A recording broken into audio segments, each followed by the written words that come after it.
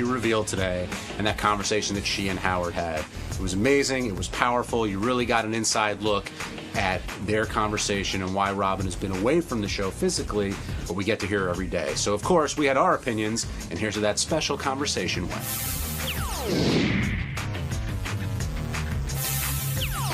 Two major developments today. One, of course, was the return of George Takei, and the show just takes on an entirely new element whenever George is in the studio. He's so honest, he's so forthcoming and charming, and so explicit in his storytelling that Howard just said hi to George this morning, and then he ends up talking for an hour because George always has something to say and a lot to say about it. But that was followed by Robin, who decided today that she was going to talk about why she's been out. And I think that a lot of people are asking, why'd she take so long? Why couldn't we know this? The show's all about honesty, etc. And I think this is one of those situations where, as you heard Robin and Howard tell the story, you really needed to respect where they were coming from and why they chose to keep this private. There were a couple of things going on there. One, I think if Robin told people what was going on during all of this, there would have been a ton of, and again, your heart's in the right place. How you doing? Are you okay? And the show ended up being very therapeutic for Robin because it was the time where she wasn't dealing with her illness and she wasn't fighting cancer and going to all these treatments. And you really have to take your hat off to her in terms of showing up to work every day, granted via the ISDN line, but still being on air, pushing through, when other people, not just Benji, but other people, they come in late, they have their reasons, whatever else. But you could also see what a literal lifeline this show is for Robin and, frankly, for Howard. Howard was wrecked when this first came out and didn't feel comfortable doing the show without her. And, thankfully she was able to be on. And yes, we miss her being here physically, but she's on the air. It's reached the point now where I don't think anybody even thinks twice about Robin being here because it seems like she's here all along.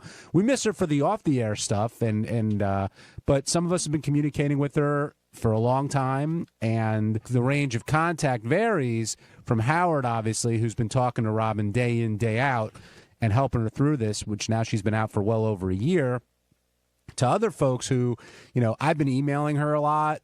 Gary, I know, has been talking to her quite a bit, but not one of us, with the exception of Howard, really knew all the details of what was going on and what she's been fighting. And thankfully, she got that diagnosis. She's still working and fighting through, but it looks like she's cancer-free and hopefully going to be back here sometime soon. But Gary, I know you said a lot of it came as news to you. You were aware, but you didn't know all the details that were coming through. I knew about the first operation. In fact, I was getting phone calls the whole day while she was in the operation, and it was a really weird day because I got some misinformation. And so I was out at a charity event, my phone rang, and it was almost like, this is not good.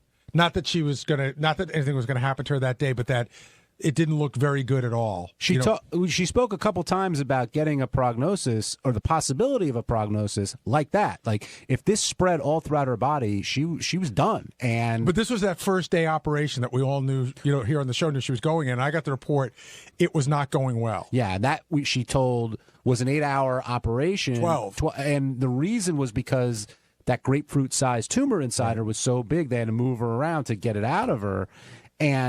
But can you imagine waking up after that? Nobody's there. You went in not knowing what the prognosis was going to be. You have those marks you can't see on your stomach. I can only imagine what that. And granted, you're probably not all there because you're drugged, but which could be worse. Yeah, but oh my God, to not have anybody there, that's just crazy. And I do remember when we went to visit her, how happy she was to see her. Thankfully, we didn't get the Benji treatment. She was happy to see us. Didn't she look great when we went to see her? She looked fantastic. I couldn't believe what she just went through. But the other thing was, when we were talking to her, you looked over to the window, and sure enough, you saw that picture of Howard. And that's really what got Jason. No go. That's really what got her through a lot of this. But as I said to Howard today, I guess everybody on the staff knew different, varying degrees of stuff. And my assumption was after that initial operation, that it was still touch and go, but that she was going to be all right, but it was going to be a very long recovery. I did not know that they told her, like, hey, we're just going to try to make the rest of your life as good as we can. And in a way, I'm sort of glad I didn't know it now, because it would have been really fucked up. It would have, it would have been terrible. Well, if a doctor is telling you, okay, here's how we're going to prolong your life, you're immediately like, what do you mean prolong my life? And the fact that she was saying, I thought she was so candid about this today when she said, I didn't know if I wanted to live my life that way. I get it, but I think nobody wants to live their life that way, but I would like to think that it's better than not living at all. Well, yes and no. I mean, to her, with her personality and the way she sort of lives life, it didn't sound like she was willing to go there. Jace, what do you want to say? I actually just came down to tell Gary that the meatballs are here, and if we should wait, keep them out in the lobby, or wait. No, just put them out. Oh, okay.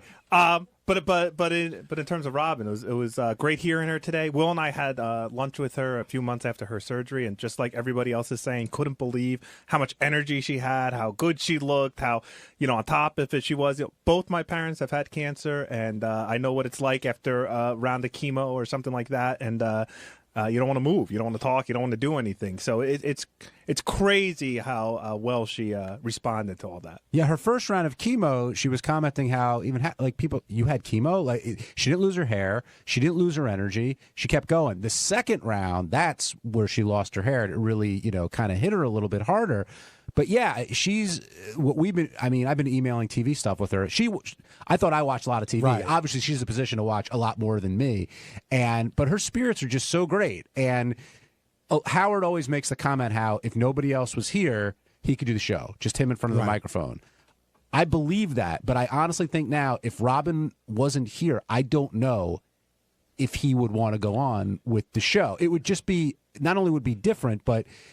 Today you got a great window into how close their relationship really is. Yeah, and I'm not going to get too into it, but when we thought that at first we thought that Robin might be out for a really extended period of time, and we were trying to figure out how to handle that situation, and I would just say the best word I could use is it was very unsettling for Howard.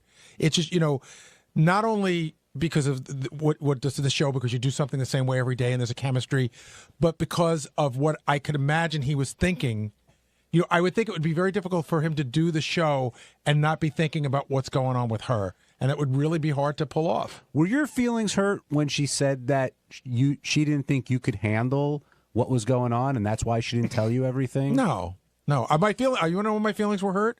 When Howard imitates me, makes fun of me for saying I didn't know anything, does his bucktooth thing where he sticks out his mouth like this, go, and so Gary came to me and said, I didn't know anything. I'm like, what are you picking on me for? I didn't know.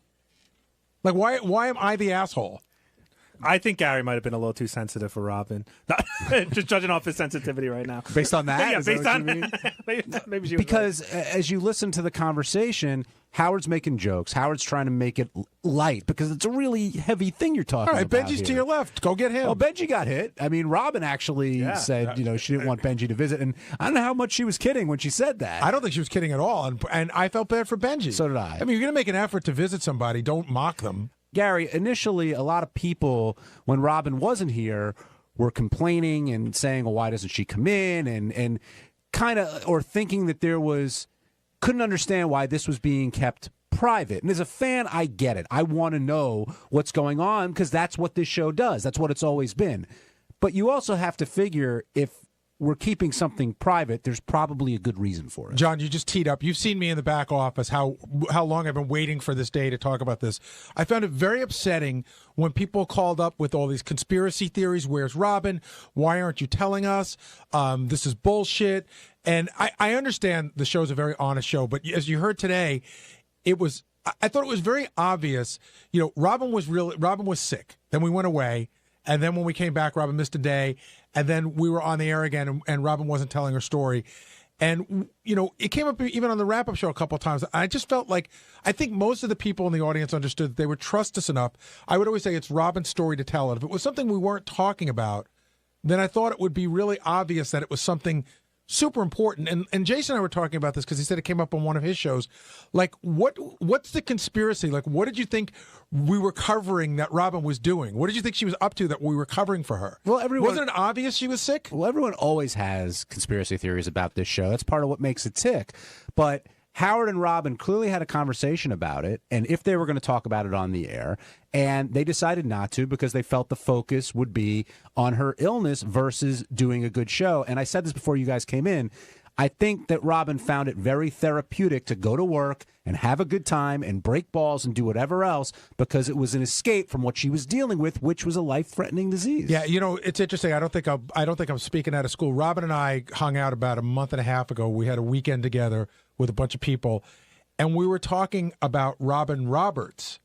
And Robin Quivers said to me, gee, I don't think I could do that. I don't think I could do that at all. And I said, for her, maybe bringing the audience into it worked for her. For Robin, I think she just felt like, because it also defines you. You know what I mean? It defines you in a lot of ways. And, it can be difficult. So I think it's a very, very personal decision. Well, we all tried to give our support and talk to Robin and reach out to her in a lot of different ways. And she reacted differently to different people.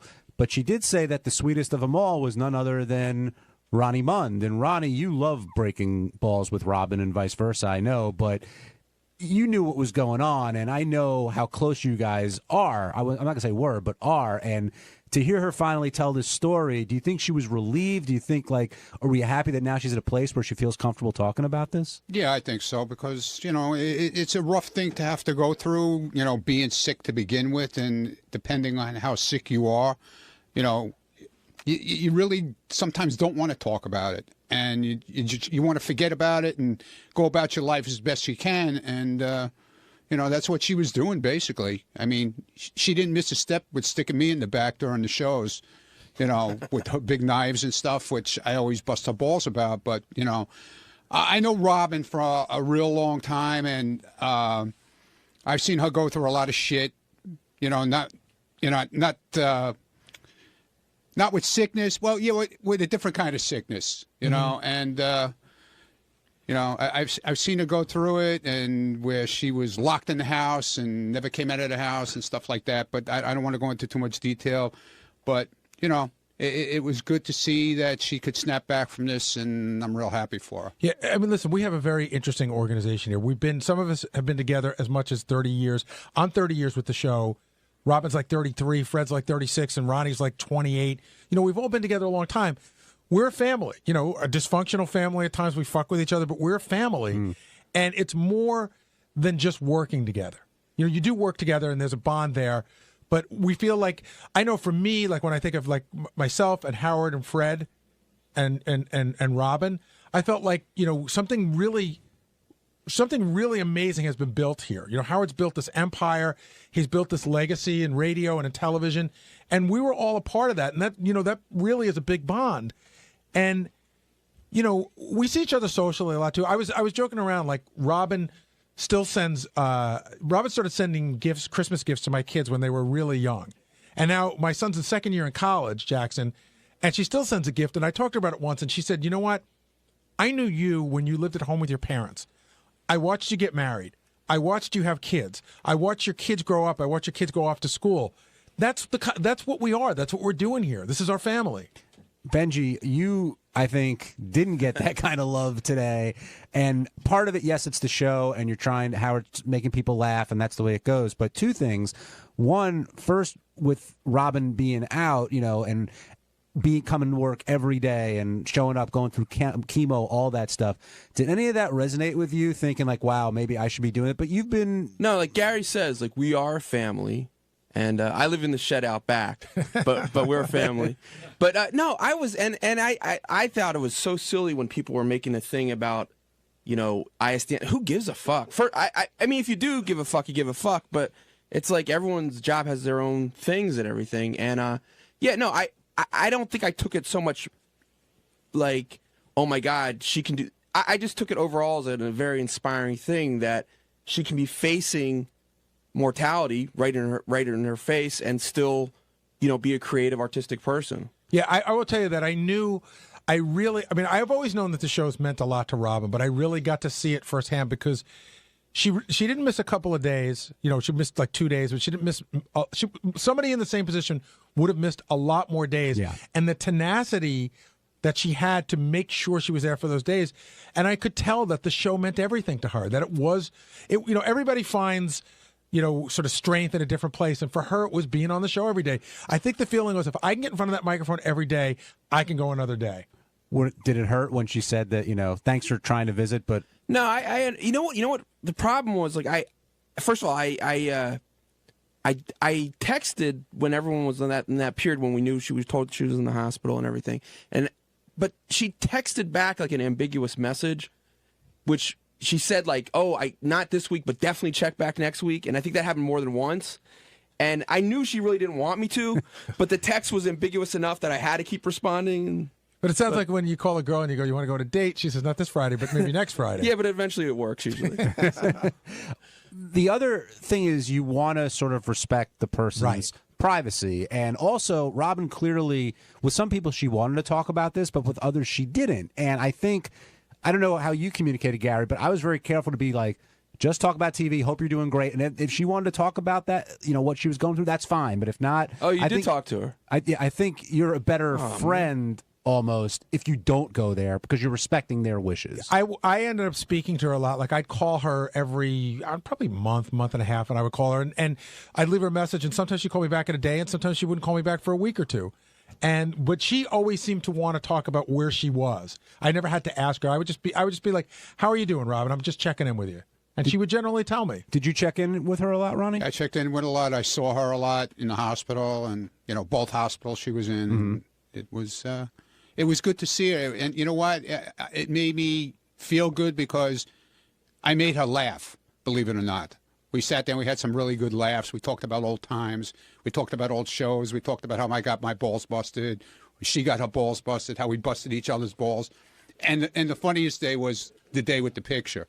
She was showing everybody the picture of Howard, which was a scream. But Ronnie, did you ever have a point where you thought to yourself, we might have to someday do the show without Robin? Did you ever have those thoughts? In the beginning, yeah. And they were fucking weird, right? Yeah, it was real weird. Because I remember the day she walked out of the studio when she was leaving here to go for the first operation. And I just walked over and I gave her a hug, and we both basically almost busted out crying. And I just said, you know, I love you and don't worry about it. You're going to be good. And that was it. Well, I don't know if you guys talked about this already. Do you think Howard would want to go on without Robin being a part of the show? Long term. I think at some point he would make the decision to do it because he's at the end of the day he's always got that driving force. But I think it would be a difficult decision for him, and it would never be the same. It just wouldn't be the same. And it might be at the point where he might do it for a little bit more and go, you know what? I thought I could do it, and I can't, and maybe I don't anymore. I think he'd still be a personality and be part of the media, but I think the show would probably. My guess is he might decide to end it then. Well, there's a big difference between like her recovering and knowing that she's going to be back in X amount of time, and her not coming back at all. I mean, that's where the decision that's is. what I'm saying. Well, Gary's implying, God forbid, she had passed away, and I think there's a good chance if she had, Howard might have decided this is the time to end it. It could be. It's a distinct possibility. Cheryl in Nevada, welcome to the Wrap-Up Show. Hi. Hi, Cheryl. Excuse me. This is me? Oh, I'm sorry. I was listening so intently there. Well, one question I had, Robin is coming back, so my main question was, is your little mini studio still there? Yeah, it hasn't moved. Well, I got a lot of stuff in there I got to get out. You know what? There is, it's funny, we did a renovation that we talked about in the air, and there's a lot of stuff in there. My winter's jackets. Yeah, but I mean, it could be cleaned out in a day, and we're ready. It might take a couple of days, but... Victor in Gainesville, you're on the Wrap-Up Show. Yeah, I just have a question. I'm happy for Robin, and the kind of treatment that she got is incredible. Do you think if it were an average person other than Robin Quivers, do you think that person would have gotten that type of care, given they only have a limited amount of money, or, you know, with the new health care law, do you think that would have changed the type of care that Robin received? Well, there's a lot of questions there. I'm not sure what the new health care law is, so I'm not even going to get into that. And, yeah, Robin probably has more tools because she knows a lot of people, and of course she should use them. But I think what I really got out of today, which I'm seeing a lot of people up on the board are talking about, is even if you don't have a lot of money, you should always get a second opinion. And I'm seeing so many people have been calling all day. Some guy tweeted out, my dad never got a second opinion and he died. I get a second opinion when I'm getting a roof put on my house. I have 3 guys come and look at it. You should always get a second opinion. You should, and that's one of those things you never can trust just one person. But Gary, I agree with you, but that's easier said than done. If you're in a hospital that's a good hospital and someone's giving you a diagnosis and you feel like they're sort of taking care of you, it's hard sometimes to do that. Thankfully Robin did, and Sloan Kettering is an amazing hospital for this kind of thing, and thankfully it's worked out well. But I know a lot of people are like, I don't have that kind of money, I can't get that kind of care. But does it cost money to go to a second doctor and just say, look at this, what do you think? It depends on the doctor. It depends on a lot of different things. And the other thing is, even if again, just to go once to the doctor, it's your life. Yeah, it's your life. So whatever money you have is useless if you're dead. And even if it's not, even if it's someone who is on your plan or whatever else, if you have a plan, it's another set of eyes. And that's always good, especially when you're dealing with something like this. Right. And you want to have a fighting chance, that's for sure. Neil, you're on the wrap-up show. Hey guys, great show today. Hey Neil. Very emotional. Yeah, I love that emotion. You don't get a lot from the Stern Show. It was nice. Like those switch. I was just wondering, do you guys find it inspirational at all? Like what Robin's been through? Like, is it harder to take a day off? Like knowing, you got the sniffles, you don't feel too great, but you think what she's been through and it kind of pushes you through the day? Well, I'll tell you something. Even before Robin, nobody takes a day off here for the sniffles. So anybody who takes a day off for something, it's usually got to be something pretty important. And in fact, Howard sent me home one day because I was in the bathroom waiting to throw up. But is it inspirational? Sure, absolutely. Yeah. I don't know that I could. First of all, I don't think anybody needs me on an ISD online if I'm not here. I'm doing a different job. But I don't know that I could pull that together every day the way she did.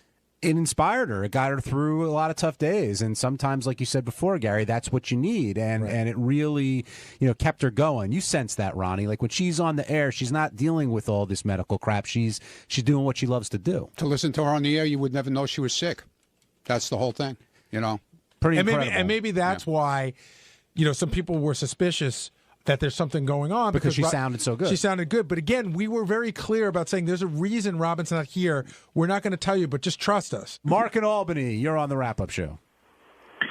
You know what? This was a great show. I was just talking to a friend of mine that's a big fan last week, and we were saying that, nothing has ever been said about Robin.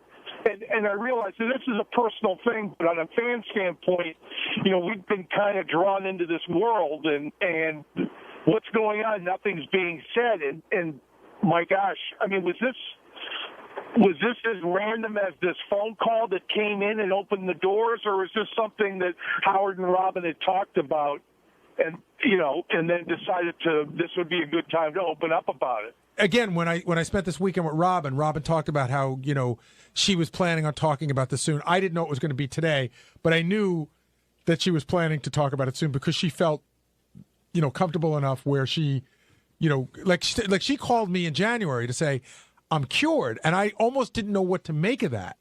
What does that mean? And I was like, it also seemed she was cured pretty fast, so I was like worried for her. But then when she explained the whole thing to me, I sort of understood it.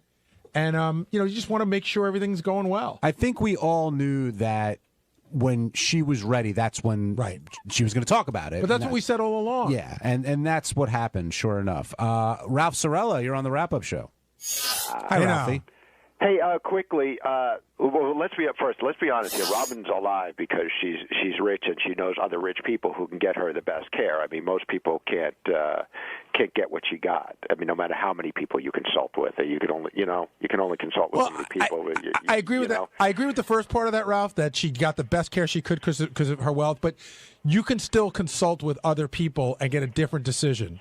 Yeah, but I don't know how much she got into it, but it really was her even at her space, they were telling her she would have like horrible quality of life, and then she found the right people. But anyway, but what I couldn't get over, and you talked about it a little bit, Robin's energy. Yeah. I had dinner with her one day after she had chemo. And I was like, my God, if I had chemo, I wouldn't be moving. I would just be laying there. I mean, and she's like, oh, yeah, it's like was another thing she just fit into her day. Yeah. I was like, 12, I got chemo. Oh, I got to meet Ralph at 3, and then... It's interesting. I actually want to credit one of the writers from the Letterman Show emailed me this morning, and he asked me a very interesting question, which was Robin watching Breaking Bad while she was going through chemo? That must have been so weird, that whole plot line last summer, and, he's getting chemo, and it's just a strange thing, because I know how much she loves that show.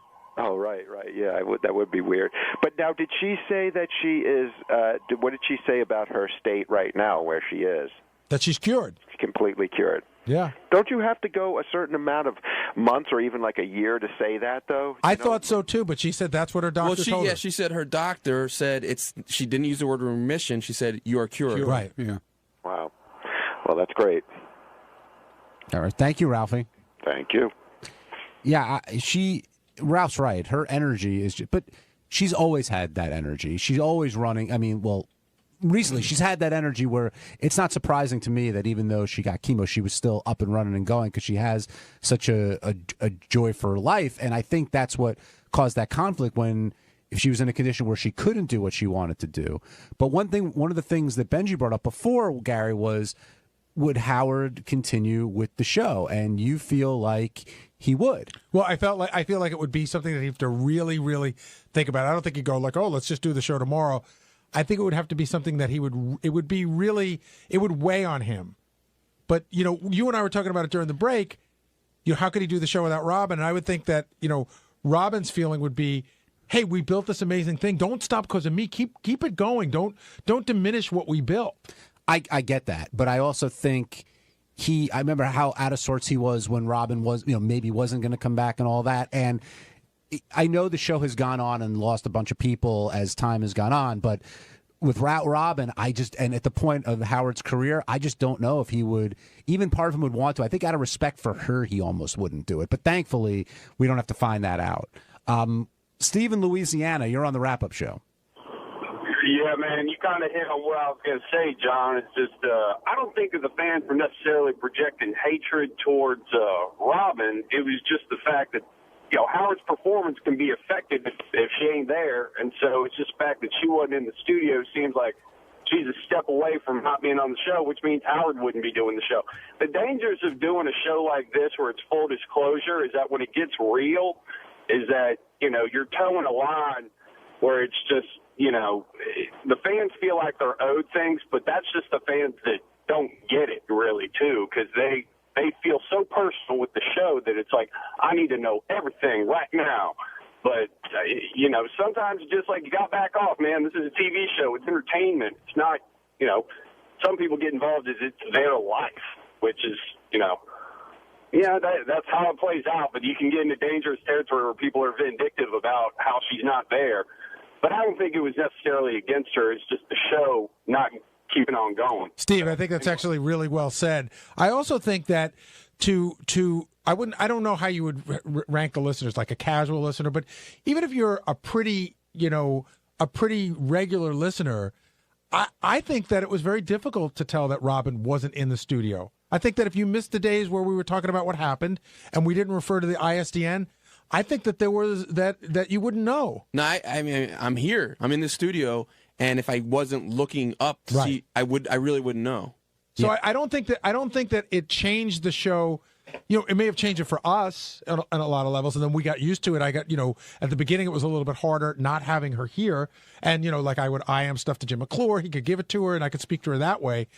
But there were a lot of people, who didn't know. The interesting thing is, I found out today. The interesting thing is, my job before every guest was to go in and say to the guest, hey, by the way, Robin's not in studio today. She's doing the show from her home via ISDN line.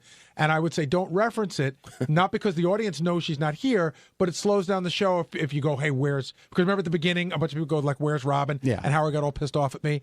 And it was very interesting. Like people would get this different voice on. Like I remember Bradley Cooper, like, I know, how is she? You know, like people who really love the show understood it and know, but they would put on their sad voice to ask how Robin was, and everybody to a person asked how she was. When you hear Howard and Robin having these serious, emotional, deep conversations, someone always has to lighten it up. Like it's almost like they're scared to go to that place for a bunch of different reasons. But thankfully they did today, and you got some great radio. Although I suspect they went to those places when they were talking off the air. Yeah, just the two of them, and that of must course. have been really hard. Yeah, I think it weighed down, obviously, on Robin and certainly on Howard. But again, happy ending to the story. You know, thankfully, it looks like things are looking great for Robin, and we wish her, you know, a speedy recovery, of course. And now that she's cured, hopefully, only good things will happen. Hey, what's up? This is Will, and on Tuesday's wrap-up show, we talked about who's changed the most on the staff since they started working here.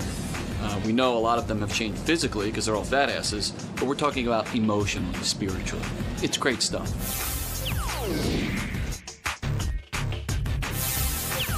Will's here because I wanted to bring him down to talk about Dr. Chin, who is very clear about the woman that he wants in his life to marry, and had a bunch of different conditions. And the guy, I mean, he's not a bad-looking guy. Clearly, he's successful, I mean, at what he does. He has got a bunch of money, and he's just looking for the right one, but he's going about it in an awfully strange way, wouldn't you say? Yeah, he's very specific about what he's looking for. And, you know, he said to me that he has more money than God at this point, and he doesn't really care what his parents think, so he's just going to go for what he wants.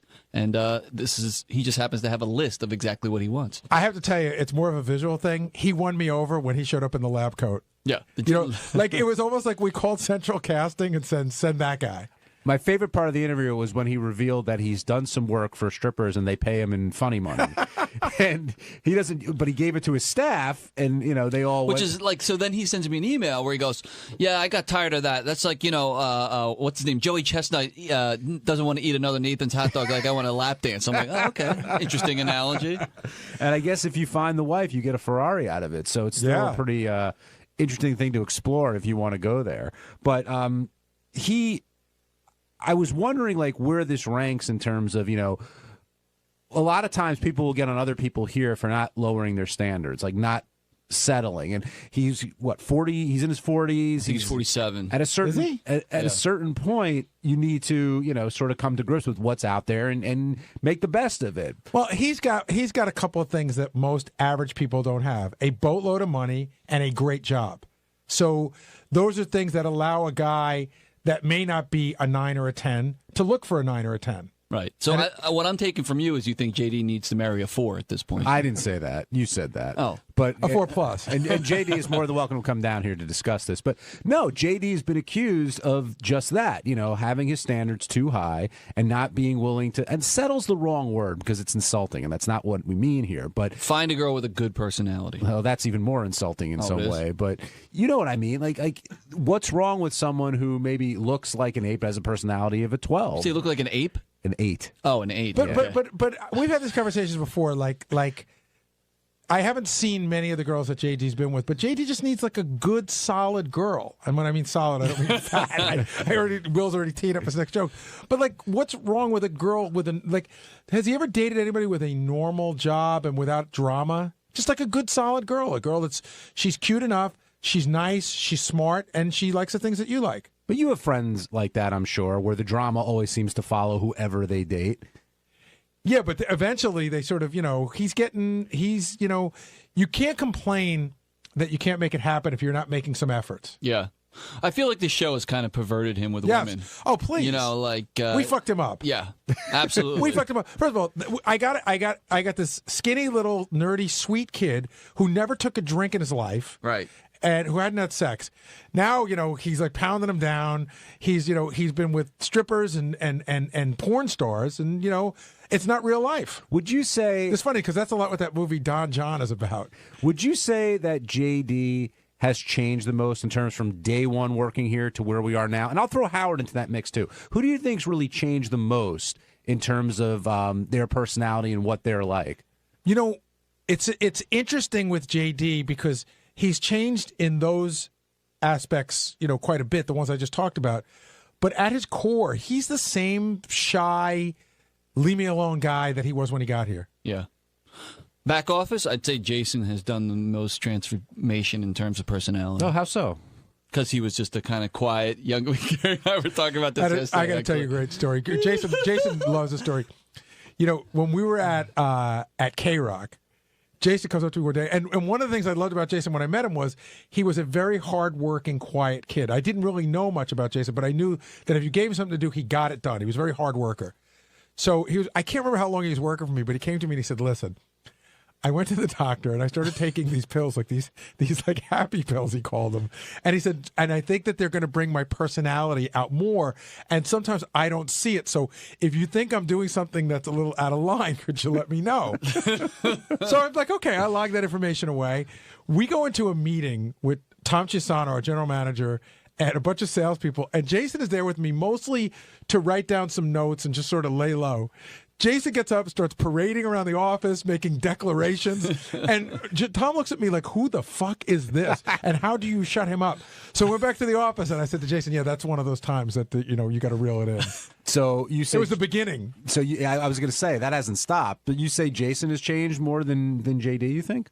Yeah, I mean, JD more or less is the same person. He's obviously much more comfortable with the people he's around. He's comfortable with us, but I don't think he's any more comfortable with strangers than he was before. Us, he likes, and that took some time, too. Do you feel like the show has changed who you are at the core?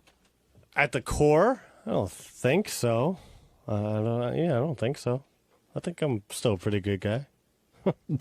Shut up. Well, no one said you weren't a good guy. I know. But coming in, like Gary was saying, you were sort of, hadn't drank, hadn't had sex, and now you've experienced all that. I remember the drinking thing was such a big deal. He was so adamantly against drinking. And I don't remember why. Well, because, I've had family members have that sort of issue, and I didn't want to, I was afraid that sort of thing might be in the genes. See, I don't think we even knew that at the time. I think you never. I don't think you ever said that. You probably knew that, but we didn't. You were just like, we found it hard to believe that a 23-year-old guy had never had a drink. How old were you when you came to us? And I hadn't been to a strip club either. What changed your mind? Like, what made you decide? Okay, now I'm going to take that drink. I don't know. Maybe just wanting to sort of quote unquote fit in a little bit. Or peer whatever. pressure, peer pressure, definitely. But it was a wild. Like how long did you work for us before? It wasn't like JD came to work for us and 3 months later he was drinking. It was a while. Well, it was the final. It was the E Entertainment. For the E show, it was the last party or whatever, and I had a Malibu Bay Breeze because I said, I remember that. Because I said, give me something that tastes good at least. Was it dick for a twizzle stick?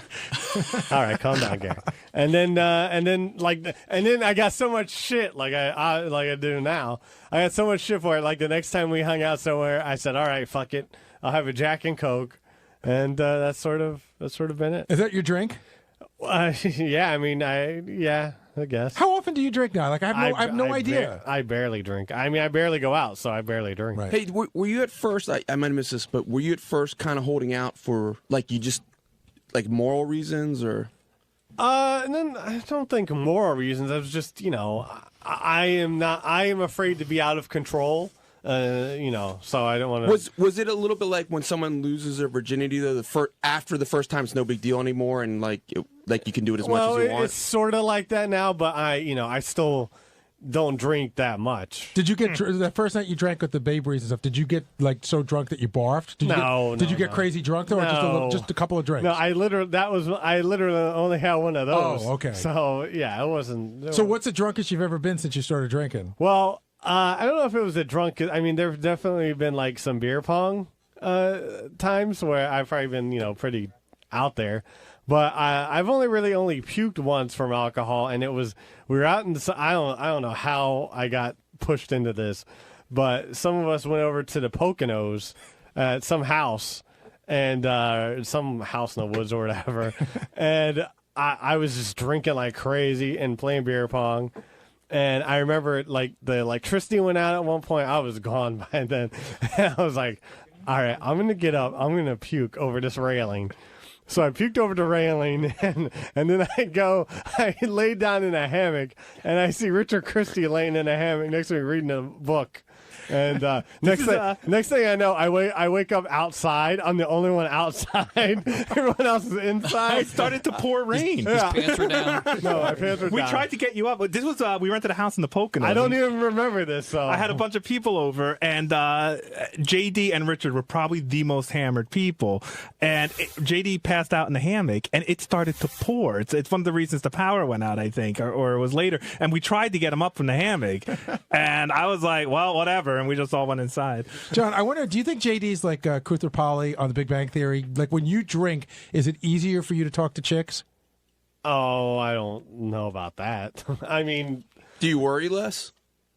I don't know. I don't think I don't know. I think honestly, I played Thank beer you for pong. the soundbite. I played beer pong a lot with JD, and I think he's kind of the same guy, drunk and not drunk. Like, we could be drunk. Like JD knows that there's a change becomes of me halfway through a beer pong tournament. Like, I will turn into a completely different person. Well, you physically change. Your eyes barely open. Mostly with some help with herbal medicine. Yes. But JD is pretty much like, we could play like 7 games of beer pong. JD, should be trashed at this point, and he'll still be just as upset and miserable. He's after still a slurring loss. his words. Yeah, still slurs his words. Still hard to understand. JD, and still miserable. Let me ask you the question: who do you think has changed the most since they came to work here?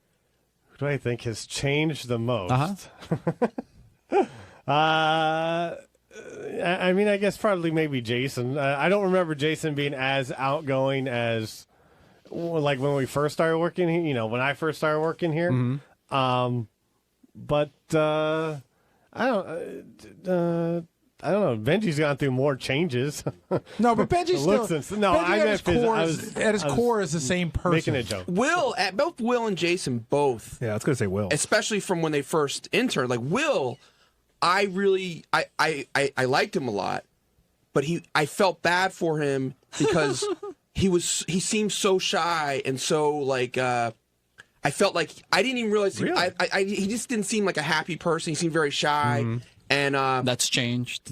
You seem like you're much more assertive. Now you feel sorry for you. Well, I think yeah, right. But I think when anyone starts as an intern here, they're somewhat intimidated and they don't want to be the loudmouth in the corner. Right. We can all tell from experience that that's not the interns that we like. When either. that guy walks in, every semester you get that guy, and we all look at each other and go, "That guy has just arrived." And Jason completely, and Jason's talked about. He says this is who he feels he's always really been. Right. But like the antidepressants. Yeah, I don't think it's even a contest. And again, I'm the only one who could really answer this because I've been here the longest. 1984 Fred bears no resemblance to current day Fred. He has really changed the most.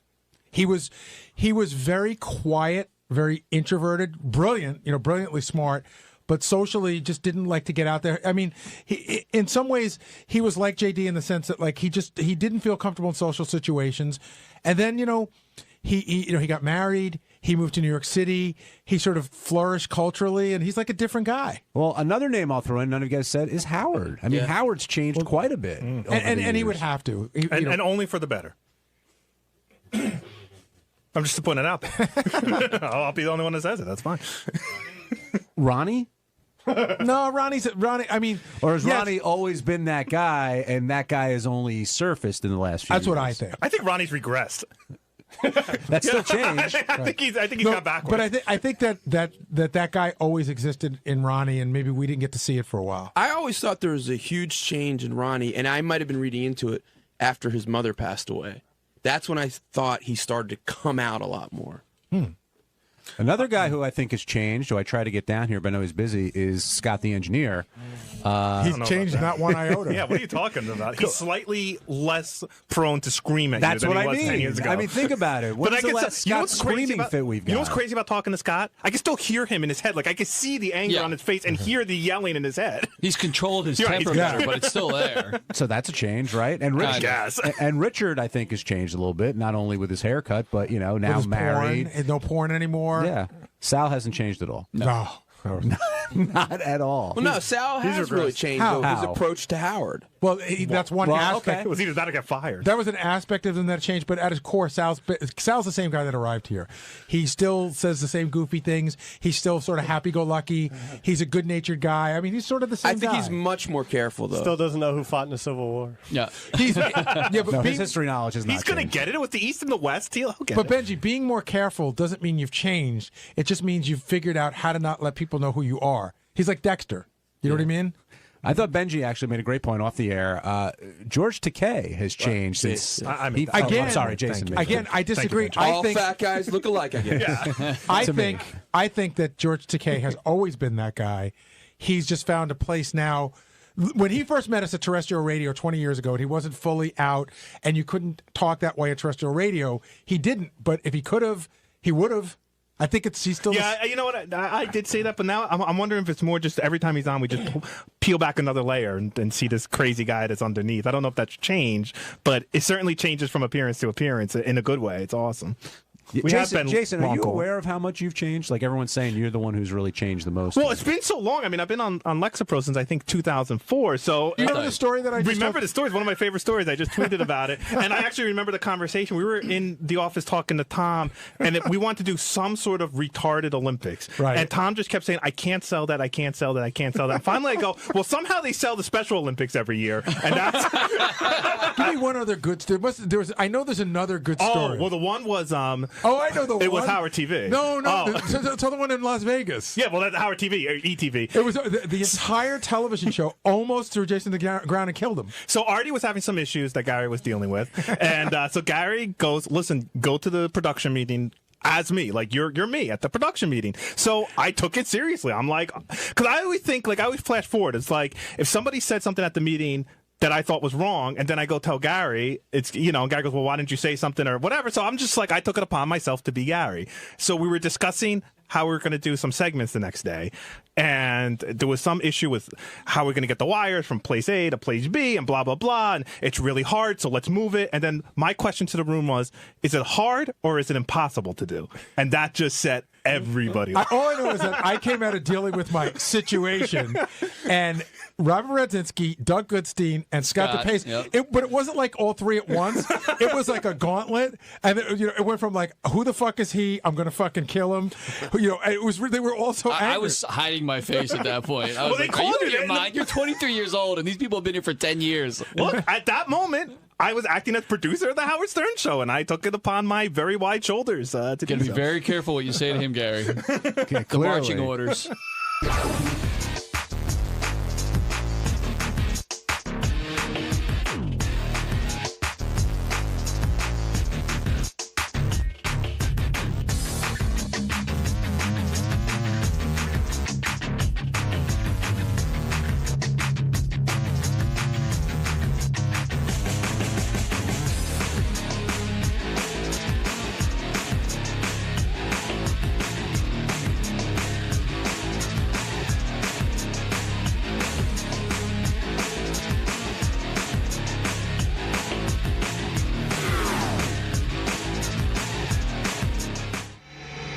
Coming up, which is the way we're going to launch our new album, which is Duran Duran's Red Carpet Massacre. We're here at the Howard Stern Show, very excited. We're so nervous. Very We are like freaking out.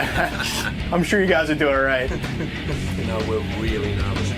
We're really nervous, mate. Psoriasis is coming out. It's like, oh god. Did you say nervous? Nervous? No, I didn't think so. All right, guys, good luck. We're tired. Yeah, it is a bit early. But good job, there's grapes. I appreciate it. And where there's grapes, there's grass. Yes. And when there's grass, there's cows. When there's cows, there's milk. Right, and where there's milk, there's breasts, which brings us to the Howard Stern Show. Of course. Look who I'm here with. I'm here with Duran Duran. Welcome, gentlemen. And lady. Good to be. Hello. Hey, what's happening? Good morning. We're up and early. Yeah, these microphones are working good. Okay, I'm in business. Duran Duran. I haven't seen you guys in a long time. Yeah. I think I had you in my studio. I was trying to remember back when, like 1980 or something. And that chick Fern, somebody was on it. Fern. Fawn Hall. Fawn Hall. Fawn Hall. She No was on the kidding. same show as we were on. She was? And We never had everybody was Fawn taking Hall. the piss out of her. No, we had Fawn Hall on. We did? Yeah, with Danny Sugarman? with Danny Sugarman. Oh, yeah. you're right. I forgot. Yeah, we did. Well, it's good to see you guys. Now, what is going on, man? 85 million albums I read you sold. So you guys are all set. I mean, you We're know. going for 86 with this one. This is it. You got a new album out. Yeah. You're out Red promoting a new Carpet album. Massacre. Is the record business now impossible? Because I just read that the Eagles set up a deal where they're only selling their new record at Walmart. The Spice Girls are only selling their record through Victoria's Secret. It's almost like the whole business has changed, that you can't even do business with a record Madonna company. just left a It has record changed, company. Yeah. and the Yeah. record companies are trying to do deals that are going to keep them alive, really, because they're the ones who've got hit hardest. For us, you know, we do great business playing live. You know, we've got a career in playing music to people. It's and I think the whole thing is changing. So it's the record companies who are trying to find their level at the moment. Would you hate getting into the business right now because it's so difficult to make money? It would be nothing. You know, I mean, when we got into it, it was probably like tough for people that got into it in the '60s. You know, Right. I think it's as long as you accept that change is constant. But how do you make money with a record now if everybody's downloading stuff for free? Well, I think don't- for quite some time now, people have been talking of the record as being a promotion device for concert tours. I For see. years, they've been saying that. So does your record company now say, okay, you guys, we'll put out a record, but we want a cut of the concert tour? Do they haven't try said to? that yet. They haven't said that. They haven't said I that think- yet. Don't bring that up, Howard. And they better I not don't think say it's it. as bad as that, though. I think, you know, there are a lot of good bands around who do make records, and they really do sell. Right. But It'll be you fine also- until Google start their own label. Right. You also brought up the question: who's paying for all of this? The record stuff? company pays for They're all paying that. for Yeah, this? yeah. They want a return. They want it. They Right. want it to happen. Duran, what a history you guys have. Now, tell me if I got this right, because this has got to bug you guys. Although maybe nothing bugs you guys. You seem pretty happy-go-lucky. You know what I mean? What could be bugging them? Well, your one of your guys, Andy Taylor, left the band. Yeah. Right. Now, is he writing a book about you guys? Yeah. Now, doesn't that bug the crap out of you? What is he going to say? Somebody's got to do it. You're all right with that? I think it's going to be cool. It's about, you know, it's good for it's exciting in a way, because it would look bad if we did it, but now he's kind of outside of the group. But is he friendly with you still? Well, we Only don't through his really lawyers. have a relationship. So, in other words, you're going to get trashed in the book. I don't think he's going to trash us because he's going to keep the door open because you never know, you know, with these situations. He You might know, want to come back. Yeah, you can never say never. So What is going on legally? Why is he sending you legal letters? Over to Nick. All right, Nick, you're in charge of this The one. lawyer in the band. Yeah, here's our lawyer. Oh, no, you know, when things break up sometimes, we're having a divorce. So we just... Why did he leave? What is his problem? I mean, it's a good business. That's exactly what we said. That was what we said. What is your problem? And what did he say to you? What is his problem? Why would you leave a band like this so you guys can make... All we heard was silence. Yeah, I mean, you know, come on. Why can't Axl work with Slash? I mean, you know, ego, Drives me- who wrote the pride. majority of the songs, the big hit songs? Who wrote the majority? And you guys had a ton of hits. I mean, who wrote the? Who We wrote did the, together. They're all collaborations. So did you say to him, "Listen, we're all good together. Why would we break up the collaboration?" Well, we tried to put that to him, and Right. Does he want money from you? Obviously. Did you send him a letter and say, "How can you write a book about us? That's not fair." No, No. we didn't. Wow. I think we Do you have a law firm, Howard? Well, I should because I would be Why you curious. do? I like what I'm hearing. I mean, you know, I love Robin. She wrote a book. She was writing about she wanted to stomp on my head. Remember when you were jogging? You wanted to stomp on my head and kill me, and I went, "Oh my God!" Please. It's We're just terrible. trying to get some motivation to run. I think guys who leave bands are tired. I think he was just tired of playing Rio in Milwaukee. You know what I mean? I mean, don't you think so? Man, we don't go to Milwaukee How that would often. anybody possibly be tired of playing Rio in Milwaukee? It's a good song. We live for Come that on. experience. I mean, Talk to me isn't that about- what Bill Wyman did with the Stones? I think he was Is just that like, yeah? Because it's that get off the road. I think there is that to Yeah. it. You know, he definitely lives what's he in gonna do? Ibiza. Hello. Oh. He lives in Ibiza. Warning sign. Is he the one with the rich Okay, wife? Who's and they got only the rich have wife? one-way flights out of Ibiza. You've got the rich wife. Why didn't you? You could retire I knew into? you were going to mention that. Isn't your wife the creator of Juicy? She is. Juicy Couture? Juicy They're angling for free Couture. clothes, Johnny. Careful, knew you were gonna careful. bring My that up. daughter loves that Juicy Couture. In fact, Absolutely. today we're bringing her a sweatshirt actually All from right. there. Your wife hit the mother load, right? She did. Is she worth more than you? She is, right? Are you guys jealous of the way he married? In this place, I mean, are you jealous of his situation? No. We all wear juicy all the time. You do? Yeah, we just get a lot of free clothes. You know, I'm not saying we're close in this band, but we're kind of all married to each other's wives in a way. You guys could have all married anyone you wanted. I mean, talk about sex symbols. You could have any woman you want. You could have banged my prom date in '85. Absolutely. And Simon, I think we did actually. Ow, you bastard! Simon, you married a model, of course, Yasmin. of course, Yeah. Yasmin, and we're still married. and you're still married. Isn't that remarkable in this day and age? It's shocking to me. Did everyone say to you? Did everyone? I look at all the fun I could have had. Exactly though, as the lead singer, did you sit and say, you know, I married this woman, she's a great woman, all this stuff, but did you have regrets? Did every one of your friends say to you, you're nuts to be doing this? You're at the top of your game. You can have any woman you want. You know, a lot of people did say that sort of thing to me, but you know when you meet the love of your life, and if you meet the love of your life when you're 25, you hang on to her. And that's what happened to me. No regrets. You know, absolutely. Still in love with her. Yeah, absolutely. When your wife creates Juicy Couture, at first you think, what is this with the sweatshirts? This is a waste of money? Did you think that this was a waste of time?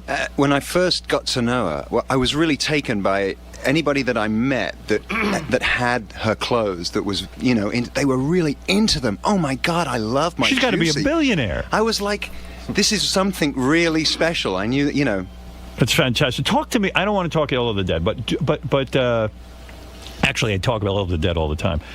Lady Di was a huge fan of Duran Duran. Princess Diana, huge fan. Did she offer to bang you guys? No. Did she seriously? Was she in love? Simon, she was in love with you, wasn't she? No. But you made Wasn't fun like of her. that. You thought she was a bit. What was the word that you used? I'm trying to remember at the time. Gaff.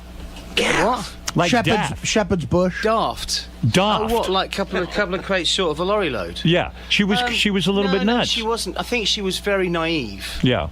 I What think is she it, was, I Gary? think she's very sorry. Yeah. I think she was very naive, You and I do? think that she came into it as a very unworldly, and she had a very odd kind of introduction to this incredibly high-powered world. And I do think it affected her. She definitely wasn't normal. Every time we open the I dressing could see room, that on the cover of the Sun tomorrow morning. Le Bon says she definitely. No, what I mean wasn't is she didn't normal. have a normal life. right? You know? But every time we opened the dressing room door, there she bloody was under the table trying to get an autograph. Oh, it was like being ironic. Oh, there was that. You said, can't your husband keep you under control? Did I say that? Yes. And he could. That's what happens when he gets up this early. Isn't it great, though, to be just some guy one day and the next day you're in a hit band and you're telling the Princess of England, hey, man, can't your husband keep you under control? I mean, it is beautiful. What did you want to say, Gary? I think I was joking. Oh, you were joking. But it's great to be able to joke like that. Doesn't that have inverted commas next to it, that quiz? Is it true you turned down Andy Warhol to make a new cover for one of your albums because you said the Stones had done it already? No. Is that true or false? No, that's false. Yeah. Rog thinks it's true. Right. And what's amazing about these guys, they hit it big all of a sudden, and they had a powerhouse career. Big. Yeah. But you were still living at home with your parents. That's how it happens. So you come back from your tour, and you're huge, and then and then they won't let us watch what we want to watch on the TV. Yeah, really. I mean, And that's to go to bed at 10 o'clock at night. It's like, I'm getting out of here. I'm going to get my own place. It is kind of crazy. It really is. Now, who is this beautiful woman who sings with you? I'm quite captivated. This is the fabulous Anna Ross. Hello. How you doing, baby? What's your story? You married or you with any of these guys? I mean, what's going on No, I'm with not. you? No, I'm not blowing any of them. No. Not that we haven't tried, but unlike Lady Di, you're not blowing the bag. No, I'm not. No. Well, you sound great. Now, I'm looking at a picture here, Simon, of your wife. Yeah. That the guys just gave me off the internet, topless. I could see why you married her. She's hot. Look at that. There she is. Is that her? Look at her. Beautiful girl. That's my baby. Yeah, nice. Yeah. And what was it always a kind of relationship where you were monogamous, or were you as a rock star allowed to cheat? Were you allowed to? She seems like she might be. She's the love of my life. She is, and you never got into threesomes. You never got into any of that kind of stuff. No lesbianism with her in front of you with another girl. Not that I know about. Not that you know about. So it's a traditional relationship. Yeah. See, I always thought you guys were kind of wild, but maybe not. Well, there are wild ones in the band. Who's wild? The guy with the sunglasses on. Oh yeah, we know that. The lawyer's wild. Do you know why he's got sunglasses on? Why does he have sunglasses on? Because then he has projection of porno on the inside of the So lens. you're talking about Nick. 24 Nick, hours a day. Nick, I always knew Nick was a pervert, but that's good. I like it. How are you? Very well. Last time I saw you was in England. It was, yeah, I remember. Yeah, Yeah, like you were broadcasting from there. Yeah, a long time ago. And Simon, what do you mean that? You know what I wanted to ask you about when you. There was a couple of things going on. Number one, I read that you say you, as a child, you enjoy dressing up in women's clothing for real. He still does, and you still do. I enjoyed dressing up. As a woman, that's my favorite. I wasn't sure whether they were women's clothes or men's. Here's what I it had said. a jockey outfit. You say you've been dressing in women's clothing since you were a kid. When you were a kid, you wanted to be Rita Hayworth in a skirt. Did you think you were gay? This is the press release that Nick Rhodes wrote, I see. isn't it? Did you think you were gay at one point in your life? Is that because when once yesterday, wasn't it? Did you guys think he was gay or something? I mean, seriously, that's a very feminine thing to do. My hands on my hips. I can't do that. But you were always into women. You never had gay sex. Yeah. Nothing like that. Yes. You just like to dress up as a woman. No. No. I did once dress up as a woman, and it was for a show at the Edinburgh Festival, and that was a lot of fun. I just loved the way fishnets felt on my legs. And what happened that you lost your testicle? Do you talk about that? You were No, I haven't. I have a slightly reduced testicle. You were on a motorcycle. Yeah, you had an accident. I raced heard bikes, and I had a front end collision. Well, you have the kind of life you do. We'd moved on from homosexuality. When you have the kind of life you have, where you're a rock star, where you're married to a beautiful woman. You think I needed two of them, two full ones, don't you? No, why would you race motorcycles where you could get injured? Well, that doesn't make any sense. You should ask me that question because that's very pertinent to the song that we've got out as a single. I'm not trying to segue into it. Segue, I'll play a little. It's the song "Falling Down" is about pride and arrogance, and I went through a period in my life when I just thought I was invincible. Right. And I had that accident, and I got back on and I raced again, and I had another terrible accident. You do not ride these things anymore? I ride bikes, but I don't race them any longer. It's the racing. It was the competitive thing. I was too competitive. And you were racing a yacht back in the 80s, yeah, I think? I used to race boats. And the thing capsized and you almost died. That wasn't my fault. Yes, but why risk this great life? I could understand There's a theme developing, isn't there? Why is everybody looking at me? That was my fault. I could understand somebody who looks like me and has my kind of life capsizing and not really caring, but you have a good situation The going. rumor was that Boy George had a submarine and fired a torpedo. You see, he tried to sink you. Innuendos. What the hell is going on? Oh, God. Big your endo, mate. Was Boy is there a lot of rivalry between bands? Boy Yes, George, there is. Boy But it's George fun, was. though. There's nothing unsavory about it. It's fun, Of course, you want your record to do better than U2's. You've made negative comments about Bruce Springsteen, for example. Well, you say that he is not personally. talented. Yes, you have. I have not. Let me see. I'm going to read a No? quote from you. All right, John actually said this. Ah, thank you. All right, here's what he said. Bruce Springsteen is as popular as he is because he's mediocre. No one's going to tell me that Born in the USA is Stravinsky or Lennon or Makes McCartney. this stuff up. To be popular and to get enough to millions of people means that you have to be fairly low level. In my defense, I think I said that in 1982. What were you on? Well, I was on my own trip.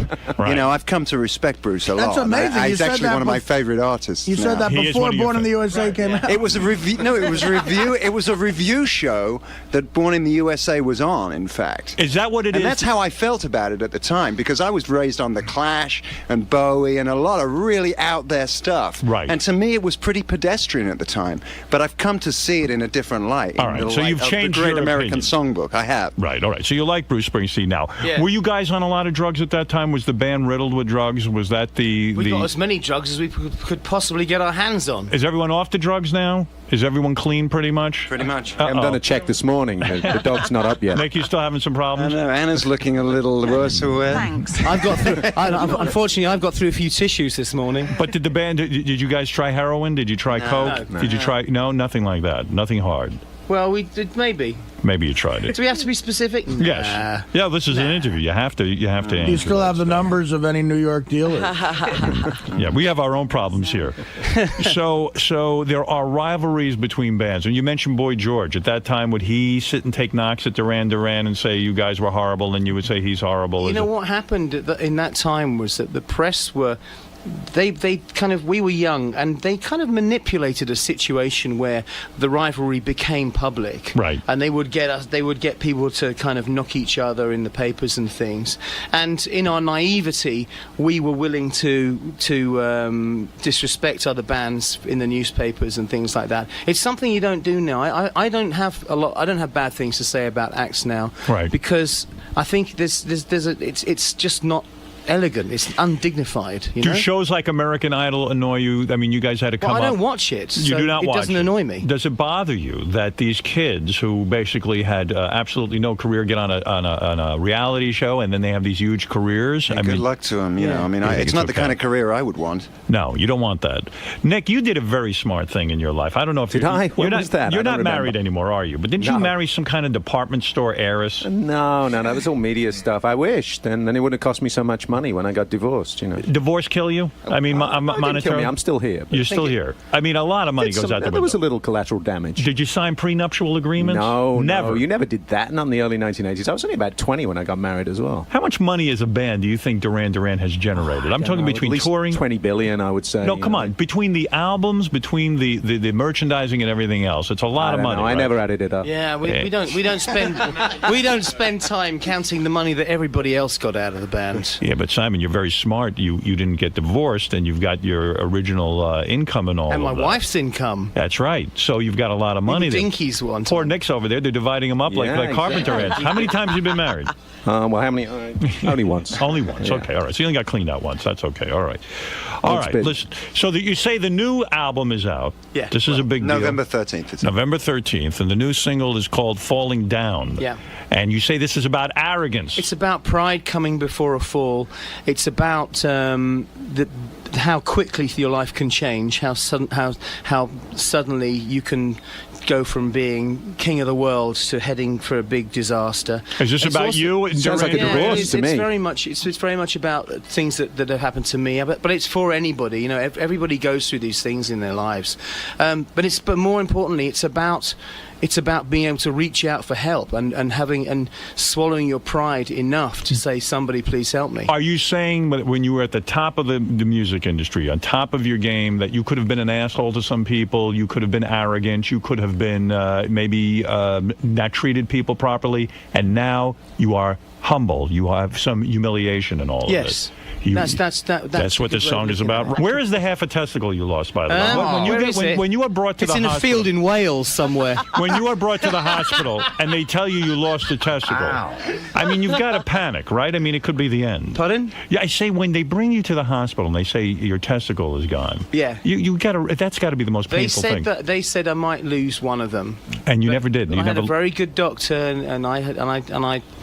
Good for you. And I drew a big arrow on one of my legs to show them if they had to remove one, which side the one they had to remove. Well, thank God you still have both. By the way, the new album is called Red Carpet Massacre. I don't know why it's called that. Why is it called Red Carpet Massacre? Because it's about modern life. It's about life in public and failure and success. It's about the kind of the world we're surrounded by. You know, on one hand you've got red carpet, on the other hand you've got massacre. Put them together, and what do you got? Did you guys fight during the making of this album? Was it we weird to always work? fight during the making of albums. David, you're on the air in Phoenix. Go ahead. Hey, Howard. Thanks for taking my call. Love you to death. Hate the fact you're not on Fridays. It ruins my week. Anyway, first of all, Duran Duran, you guys are so awesome. I've loved you for years. View to a Kill, best James Bond song ever. Oh, Gotta tell you that. How does that come about? When you guys write a song for a James Bond film, they approach you and say, look, or you had already written the song. Well, that was a classic schmooze, actually. I mean, I met Cubby Broccoli at a post-Wimbledon party. He is the producer of all the James Bond films. Yes, absolutely. Right. And introduced myself to him, and actually sort of said in my, grandiose way, hey, when are you going to have a decent theme song again, Right. And he said, you want to do it? And it was literally like that, And the next day, I went down to the studios where they were filming. He introduced me to everybody. He got John Barry on the phone. John, I want you to talk to John Taylor. He's in Duran Duran, and I want you guys to work it out and make this work. So you wrote that song specifically for James Bond? Yeah. Oh, you did? Okay. Yeah. All right, let's go to Mark in Boston. Hey now. Hey now. Hey, wanted to see if there was any fucking going on the Girls on Film video. You guys are known. You always had the best-looking women in your videos. You were known for that. Would you have sex with girls on film? Did you guys have sex with any of them? No, but we would have liked done, to. The brunettes in particular, the ice cube on the nipple, we were all. But why I think the management got there first. You guys make it seem like you're choir boys. I mean, I am sure a lot of sex He was went a choir on. boy. I was a choir boy. Yeah, but you behave like a choir boy. You had tremendous amounts of sex, didn't you, before you got married? Tremendous amount, and actually since I got married as well. My wife is rampant. Were there famous women in any of Nick? Come on. In anybody's address book. Were there famous women in your past? Famous women? Yes. Women that were very well known that you were able to Madame make love. Bovary, Catherine the Great. Not that I recall. You never had Catherine the Great? Never. No. Everybody else did. I can't believe that you guys are telling me that your sex lives were so Yeah, lackluster. they sound like tell you life that. was boring. They- Come on. They say that John got Christy Turlington. Is that true? Oh, Christy Turlington. I did get her, in fact, for the cover of the Notorious album, yes. Did you make love to her? No, I can't. I vowed to her. That's a tepid no. Has anyone ever come up to you nowadays and said, look, I have to break the news to you. I'm your child. You guys banged so much when Duran back in the 80s. Did that happen, Simon? We came out of got out of a limousine once, and we were here in New York. And as we came out, a news crew came marching up the pavement with a video camera and grabbed hold of John and said, "John Taylor, this is the mother of your child. What do you have to say about it?" And there's this girl, this kind of girl who was sort of hanging on and being dragged around. And John kind of put his head down, and we went straight into the building, didn't we? And it really freaked us out. I mean, she constructed this elaborate sort of scam. I mean, her parents were even in on it. I mean, they supported the story that I went regularly to the house for Sunday lunch. What does that do to your home life? I mean, does your wife just flip out? It was a rough few days. That was, you know, Yeah. People because, you know, at the back of your mind, you're thinking, no, it's not, is it? Well, it's embarrassing, and also it can screw up your relationship because people start to believe that stuff. Yeah, it's not what you need. And then, of course, typical tabloids, English tabloids, they turned it in the end. They turned it to, like, you know, this like crazy person attempts to scam the media with, but we're smarter than that. You are supporting this kid. No, all right. There is no kid. And Anna, I'm captivated with you. I got to tell you, baby, you're looking very, very good over there. Oh, why, thank you. What's your story? Under all this light? No boyfriend? Not at the moment, no. No one's getting you, huh? What a waste. I swear to God. I could teach Not while you a I'm thing. over here, anyway. You ever married? No. What's In your fact, story? I've never had sex ever. Really? You're a virgin. I believe it. Where did you guys hook up with Anna? A very good friend of mine, a guy called Jerry DeVoe, who he'd spotted Anna when you were working with We're doing Lulu. demos. Oh, you'd done some demos with him. Yeah, I did a lot of his demos. I am so unprofessional. If I was the lead singer, I'd be banging you. I mean, that would be it. I would just. Well, you could try. I would. It would happen. Really? Well, I think you know, Anna's met my wife, and she knows that you've got to be careful around she's a Yasmin. fighter, isn't she? What is the She's a dynamic fighter. in a band like this? Do you guys like see each other at, hang out socially, or it's just a complete disaster when you do that? It's strictly business. No, Are we you do friends? when we're working together. We're we live out of each other's pockets. We go to clubs together. We go to bars, You do? restaurants. We hang out. We go to the movies. We went to see Elizabeth the other day. Yes. But then when it's over, the work is over, you never see each other. Well, no, we do a bit. You know, there's always times when there's invitations and things to go to parties and that. Sunday we'll see each afternoons, other. we sit at home and we watch old videos of ourselves, have some crackers. That's great. Yes, you get together and watch all your old videos. I admire that. Does it make you sad that the art form of rock videos is just about dead? Nobody really shows them anymore, do they? You haven't seen that? Oh, I see what you mean. No one will You know, show ours. Ours got banned. It just got banned in England. For the new single? Yeah. Why? Too many hot chicks? Too many hot chicks with beautiful breasts. Are the breasts bared? I mean, The breasts are totally bared and up for all to see. Now that's a band. So you're going to say up for grabs for a minute. Right, that's smart. Well, you remember that video? What's the one where you're on the front of that boat? And Rio. That's Rio. Yeah. Now, does that broad ever come back? She's got to be ugly now, that broad. Rima. She's still hot, or is she? You know, I haven't seen her for a long time. She's pretty good last time I saw her. She moved to Milwaukee. Really? She didn't hit the wall. Well, I got to tell you, you something. It's got to Thank be you for 48 if my math is correct. Thank you for playing. As someone sitting here watching you guys play, I can imagine this show on Broadway will be great. Now, what is it? An hour and a half? I mean, like a regular full-length concert? No, we're actually coming out. It's like in two halves. The first half is like the whole new album. Okay. So it's almost like we've got an opening act. Right. You know, and they come out and nobody in the crowd really knows the music yet. There's been a couple of songs on the internet, and then after that, then we there's an interval, where you can flick through your playbill, right. And then we do what we're calling an electro set, which is our take on the acoustic set, which has become the industry standard over the last few years, and it's all synthesizers. We're all playing synthesizers. It's like a Kraftwerk homage. And it's sort of like a 20-minute kind of dance-a-thon kind of thing. Right. And then it's the old. Then we get back into this thing, the organic rock out. Well, it sounds good. This was a lot of fun. Great having you guys here. Thanks a lot. Thanks. Great. All right, we're going to take Thank a you, break, everybody. and then we'll get back to doing the usual crap that we. Yeah. Thank you, Howard Stern. Now, was it weird having Howard ask you about, your sexual life and the bike accident, the testicle?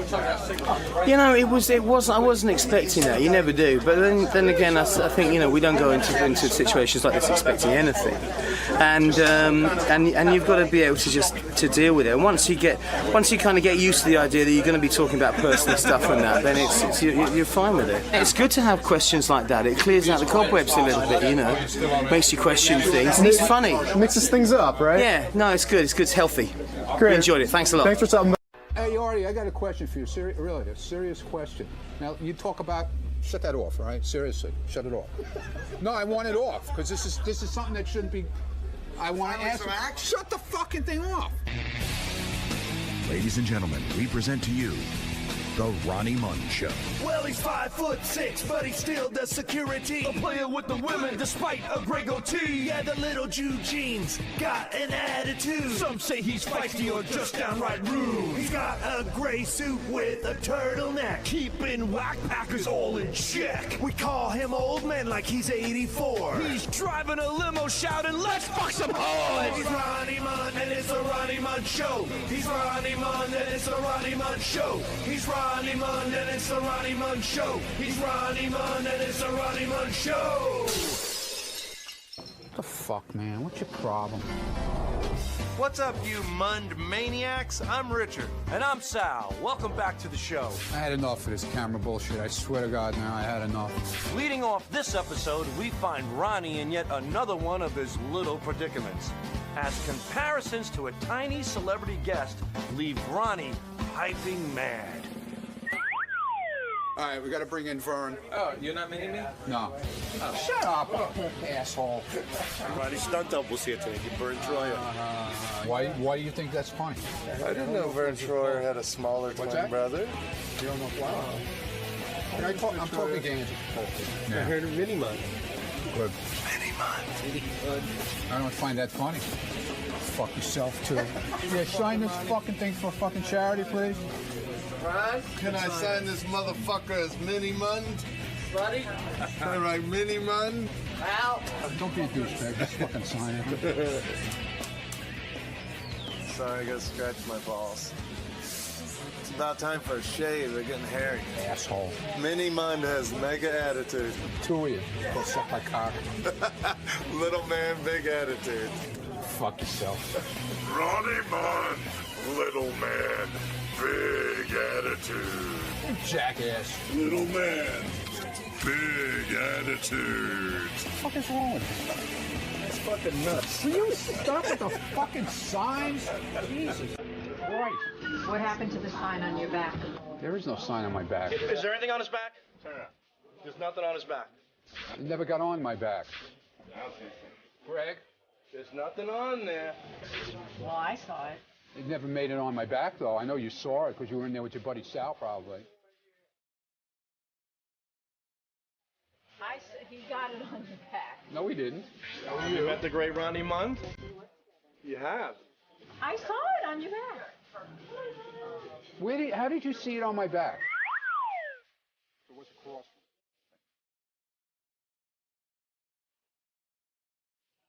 No, he tried to put it on my back. Scott. I saw what you dropped on the floor. What I dropped? Ronnie Mund. Get the hell out of here. Get the fuck out of here. Okay, watch the tape. Are we here at the great Ronnie Mund? Are we here at the great Ronnie Mund? Oh, Mini Mund, when will you learn to accept your little body? That'll happen as soon as he ditches those 3-inch lifts on his shoes. Look at the lifts on the heels and the back of Lifts. it. That's the way the shoes are made. Come on, dude. Fuck you, cocksucker. That guy's got the footwear collection of a teenage girl and the phone habits of one.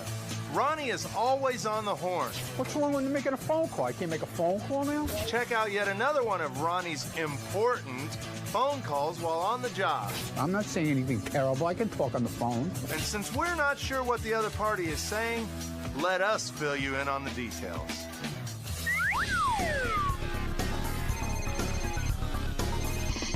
Whatever. You know what? I know you. You're no actor. You're not acting for any No, camera. please. Don't give me no shit now, okay? Hello? Hi, I'm Mark. What's up, fuckface? Nothing. Go fuck yourself, dickhead. Ball bag. What's that? No tears, jackass. What's up, shitpipe? Really? How I many? just farted. I have black cock fell out of my It's ass. too... Are you kidding me?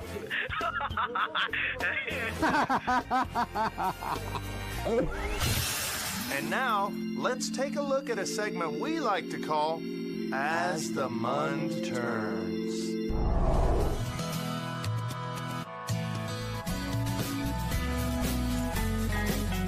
As the Mund turns. The only one that ever gave me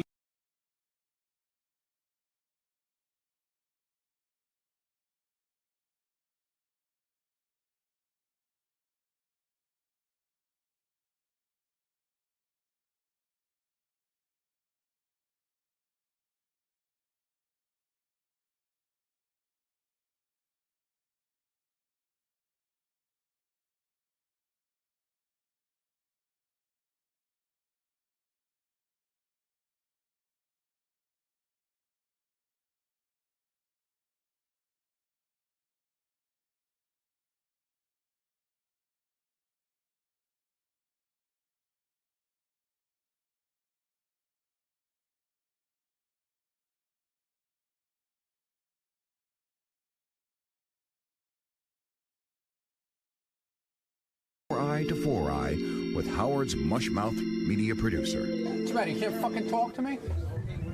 Oh no, I thought that was your bit. You can't talk to me. No, you I thought asked you were Greg going if I through made a John face. Hines. Ask me if I made a face. Yeah, I made a face at you. You're an asshole. And as we begin this two-part saga, it's obvious that Ronnie and JD's relationship is mired in miscommunication. Yeah, okay, Mr. fucking bullshit fucking personality over here. What? Go away. JD, get the fuck out of here, all right? Seriously. You're a moron. That's all. You're a fucking moron. And it's plain English. But no matter what young JD says, Ronnie's paranoia has taken over his tiny frame. As he's convinced that JD is the prime instigator behind each and every Ronnie-related taunt. Stupid asshole. Little fucking instigator bitch down there. Me? Getting behind the wall. How am I instigating stuff? Go away. Just go away. If I had the skills of you, JD, I'd be a fucking star right now. But I don't have the skills of you. I'm just a fucking asshole sitting in Scott's fucking room, okay? I'm trying to have a creative I'm conversation not with as you, fucking great as you. Because you yelled at me earlier. I don't when have the was skills talking and to Greg ability in a that creative way. JD Armaya has. Now, Fucking whore. Perhaps it's their difference in educational background, preventing them from reaching common ground. Think I'm stupid? This is a college graduate. I actually didn't graduate college. I got an associate's degree from a sort of technical school. You didn't go to college? Where'd you go to college? I didn't go to college. I never said I did. Okay, you just got I went to everything we community just said. college for 1 year, okay? Are you happy with that? Are you happy? I went to community college for a week. Fucking ass.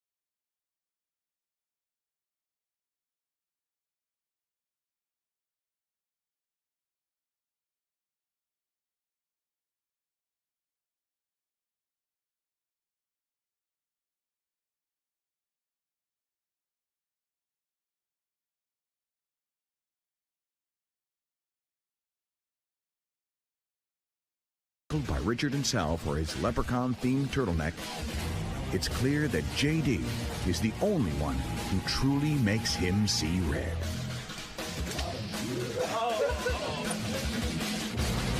What are you laughing at? Damn it! JD's got to get a bodyguard. I was just standing in the hall. Yeah, stand in with that stupid smirk. Get the fuck out of here. I can't stand and look and smirk. And when JD attempts to smooth things over, Mr. Limo Driver wants no part of it. Would you like to apologize for almost injuring me? No. Absolutely not. Either way, it's abundantly clear that this quarrel isn't ending anytime soon. You see how it is trying to, just have a conversation with Ronnie? I don't want to have a conversation with you. So, as JD leaves dejected, we can't help but wonder, will Ronnie ever be at peace with young JD? You're not okay, and I'm not okay with you. Will he catch JD in the act of instigation?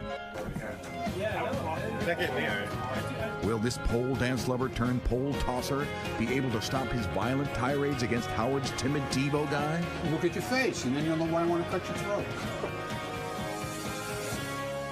Find out next time on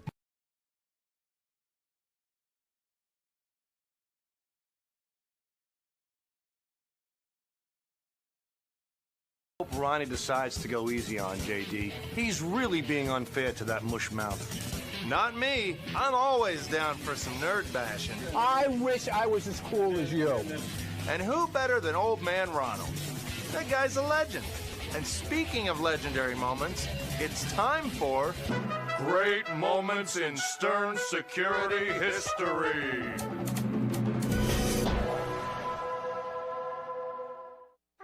On a Tuesday morning in mid-June, Howard Stern and Artie Lang's appetites were growing more ravenous by the minute. Meanwhile, outside of the studio, there was only one man capable of satisfying the king of all media and his portly sidekick's hunger. Ronnie Mund. With his ability to transfer and separate sandwiches into two separate bags, Mund displayed a calm and cool demeanor that only an undersized security guard in a pinstripe suit could. And as he began his triumphant march toward the studio door, the loudmouth limo driver knew a seemingly impossible task lay ahead of him. Maneuvering his way into the crowded room full of bright lights and co-workers alike, Ronnie shut out all obstacles and put his fancy footwork to use, persevering until the two low-fat grilled chicken sandwiches had reached their destination. And while Ronnie may have slipped past his distracted co-workers unnoticed, we say thank you, Ronald. Your commitment to bringing healthy sustenance to funny radio personalities is unparalleled. Stand tall, stand proud, Mr. Mund. Your actions rank among the top in great moments in Stern security history. No average-sized guard could possibly maneuver low-fat sandwiches the way he does. I'm getting them right now, okay? You just fucking got here. Sir Ronald, we salute you. Now let's get back inside Ron's head with another segment of Mundane Thoughts with Ronnie Mund.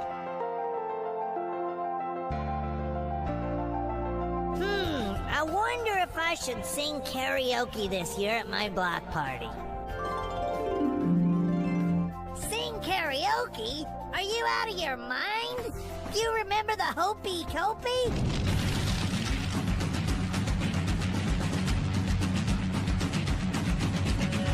Don't sing, you moron!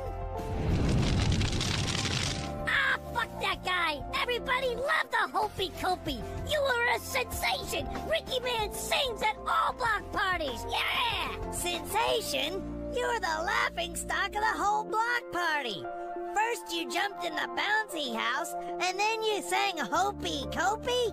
Don't be a moron! What are you talking about, the bouncy house? Ronnie, you were small enough to play in there with all the other little kids! You were a smash! Fuck this guy! I'm begging you, for once, act your age. play a little pinochle, dance to some Lawrence Welk like a normal senior citizen would. Fuck this guy! Take those pinochle cards and shove them right up Lawrence Welk's ass! We're doing the hopey-copey! Yeah, I'm gonna be the star at my block party, singing hopey-copey and doing karaoke. Who would have thought Ronnie was facing such inner turmoil? Certainly not me. Now let's get out of Ronnie's head and onto the pavement. Yes, folks, it's time for more of Ronnie on the Street. It's Ronnie on the street, Ronnie on the street, Ronnie on the street, Ronnie on the street. He's so cute and just over 5 feet. So come and join Ronnie on the street, yeah! Hey, it's Richard and Sal, and we're back with another edition of Ronnie on the Street. And today we're going to ask people, what nationality do they think this little whippersnapper is? Hi, how are you, ma'am? Very well, thank you. So you see this little guy right here? What nationality do you think he is?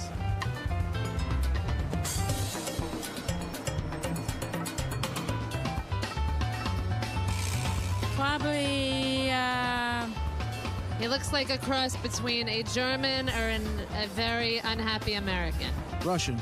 Something Middle Eastern of some kind. This looks like a little bit Irish and Spanish mix. I guess Italian would have been the first one. Greek or Italian. Looks like an old Italian motherfucker. What makes you think that? Because the way he's dressed. His dress, wearing his look. He looks like an old mobster, that's why. I know, it has that fucking arrogant look on his face. Now, would you be surprised if we told you he's Jewish? He's not. Is he really? Now, are you ready for a big shock? What, he's Polish? He's Jewish. Let me holla at him real quick. Okay. What's his last name? Mund. I'd believe it. He's really Jewish? Wow, I'm impressed. Really? Is he really Jewish? Yeah. Wow. All right. You think he looks Jewish? Not really. I think he's afraid to look Jewish. Why do you think he has such an intimidating look? Do you think he's doing that to hide the fact that he's Jewish? No, probably because he's so short. I think he's small, he's short, he probably has a small dick. Why do you think he doesn't want to look Jewish? Who wants to look Jewish? He's kind of like a Guido Jew. I would say a Guido Jew. A Jew-gene. A Jew-gene. Do you think by him trying to look Italian, he's more appealing to women? No. I don't think so. Oh, no, not at all. You think he's got that tough guy attitude? I think he wishes he had that tough guy attitude. You think he's trying to toughen up? Yeah.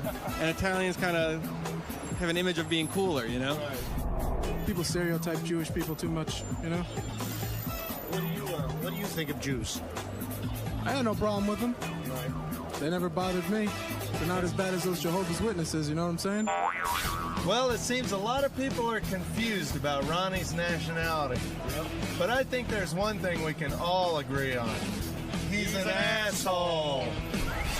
Ronnie on the street, yeah!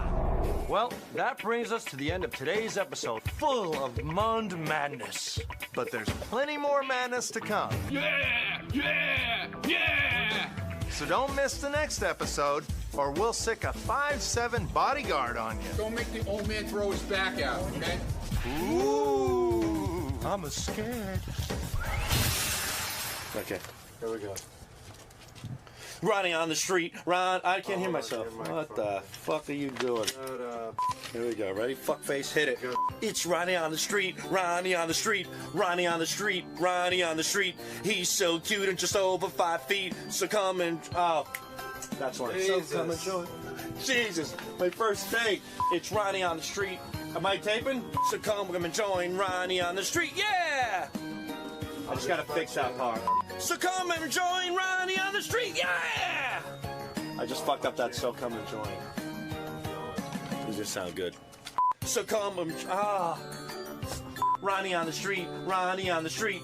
Right, so cute and just all, did it again. Ronnie on the street, Ronnie on the street. Ronnie on the street, all right, do it.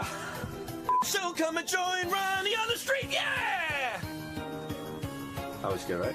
I don't know if I call it good, but it'll work. Right. Especially for this dog shit episode. Get the fuck out of here, you and your fucking... Leave her out of you and your songs and your movies and your Ronnie shows.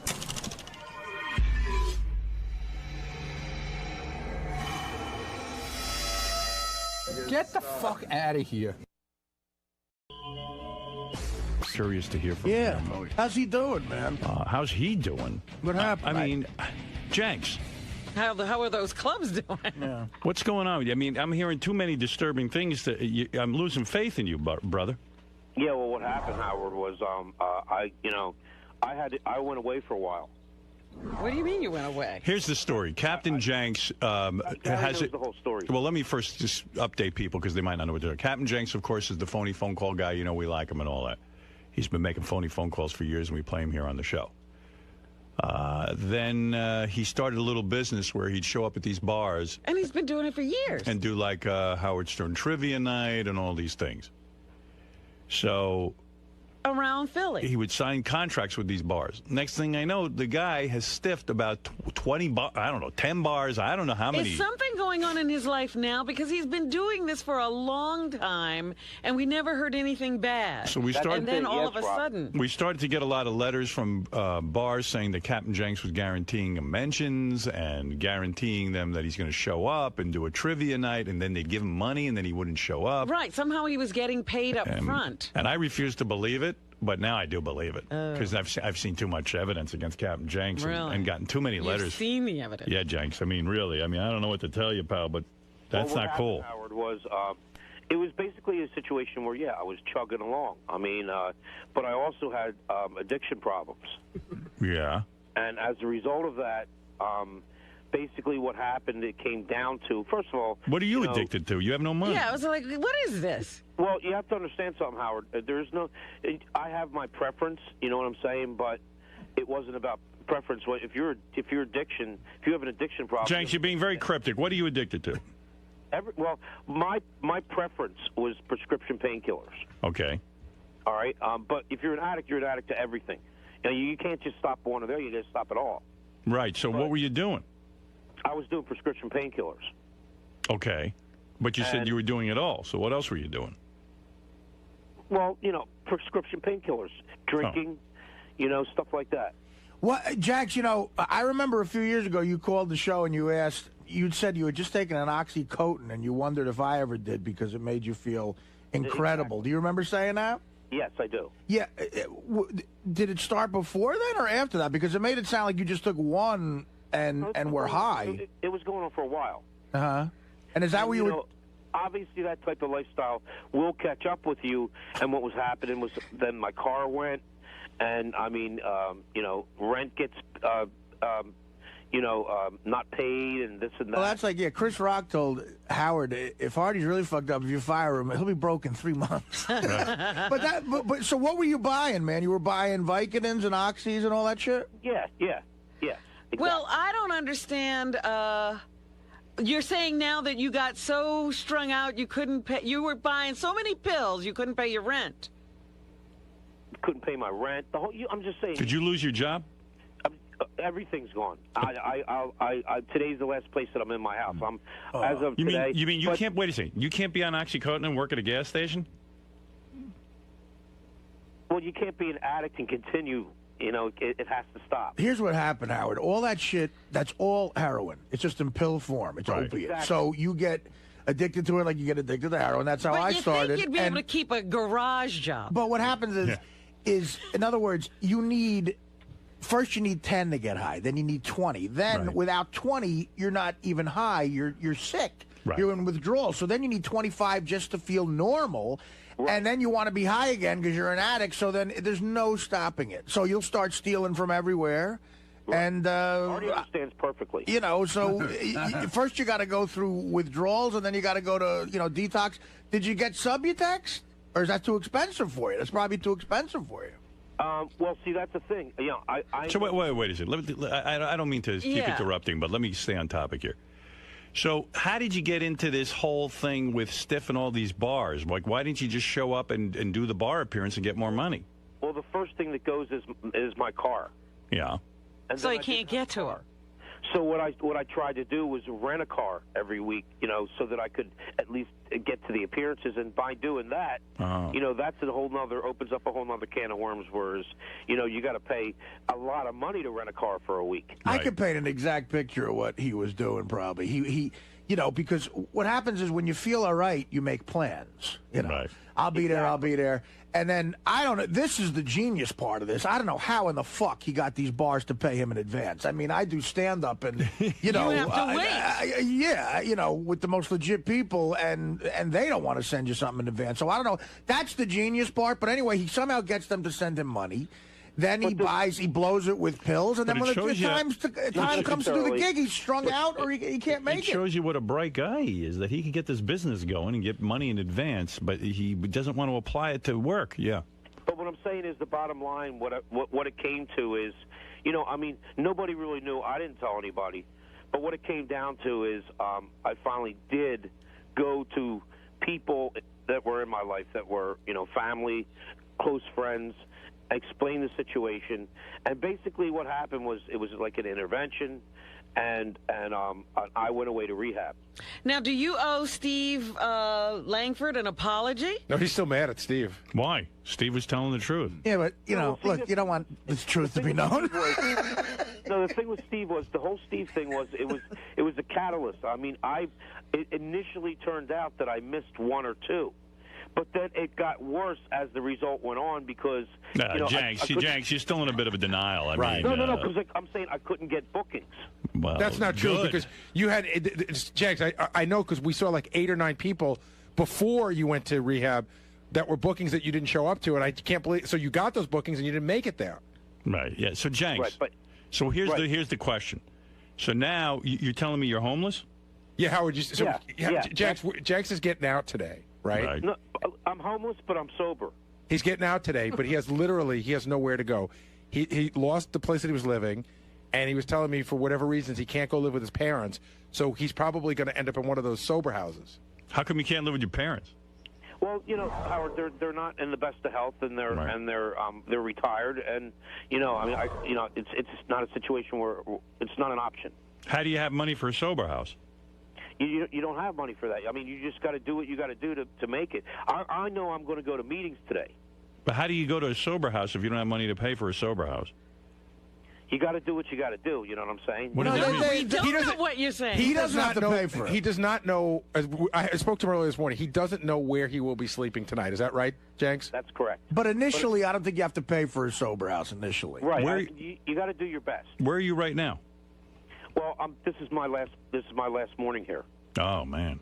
So that's rough. I don't even have any heat in my house. I mean, Can't he move into your screening room, Gary, with the bar and the? If you move one of the stools, could Jenks be one of the stools? So Jenks, you got to go get a job. Well, yeah, absolutely. Well, where's he going to work though? I mean, he's got like a bad reputation. He can't get a recommendation now. Which is why he might be mad at Steve Langford.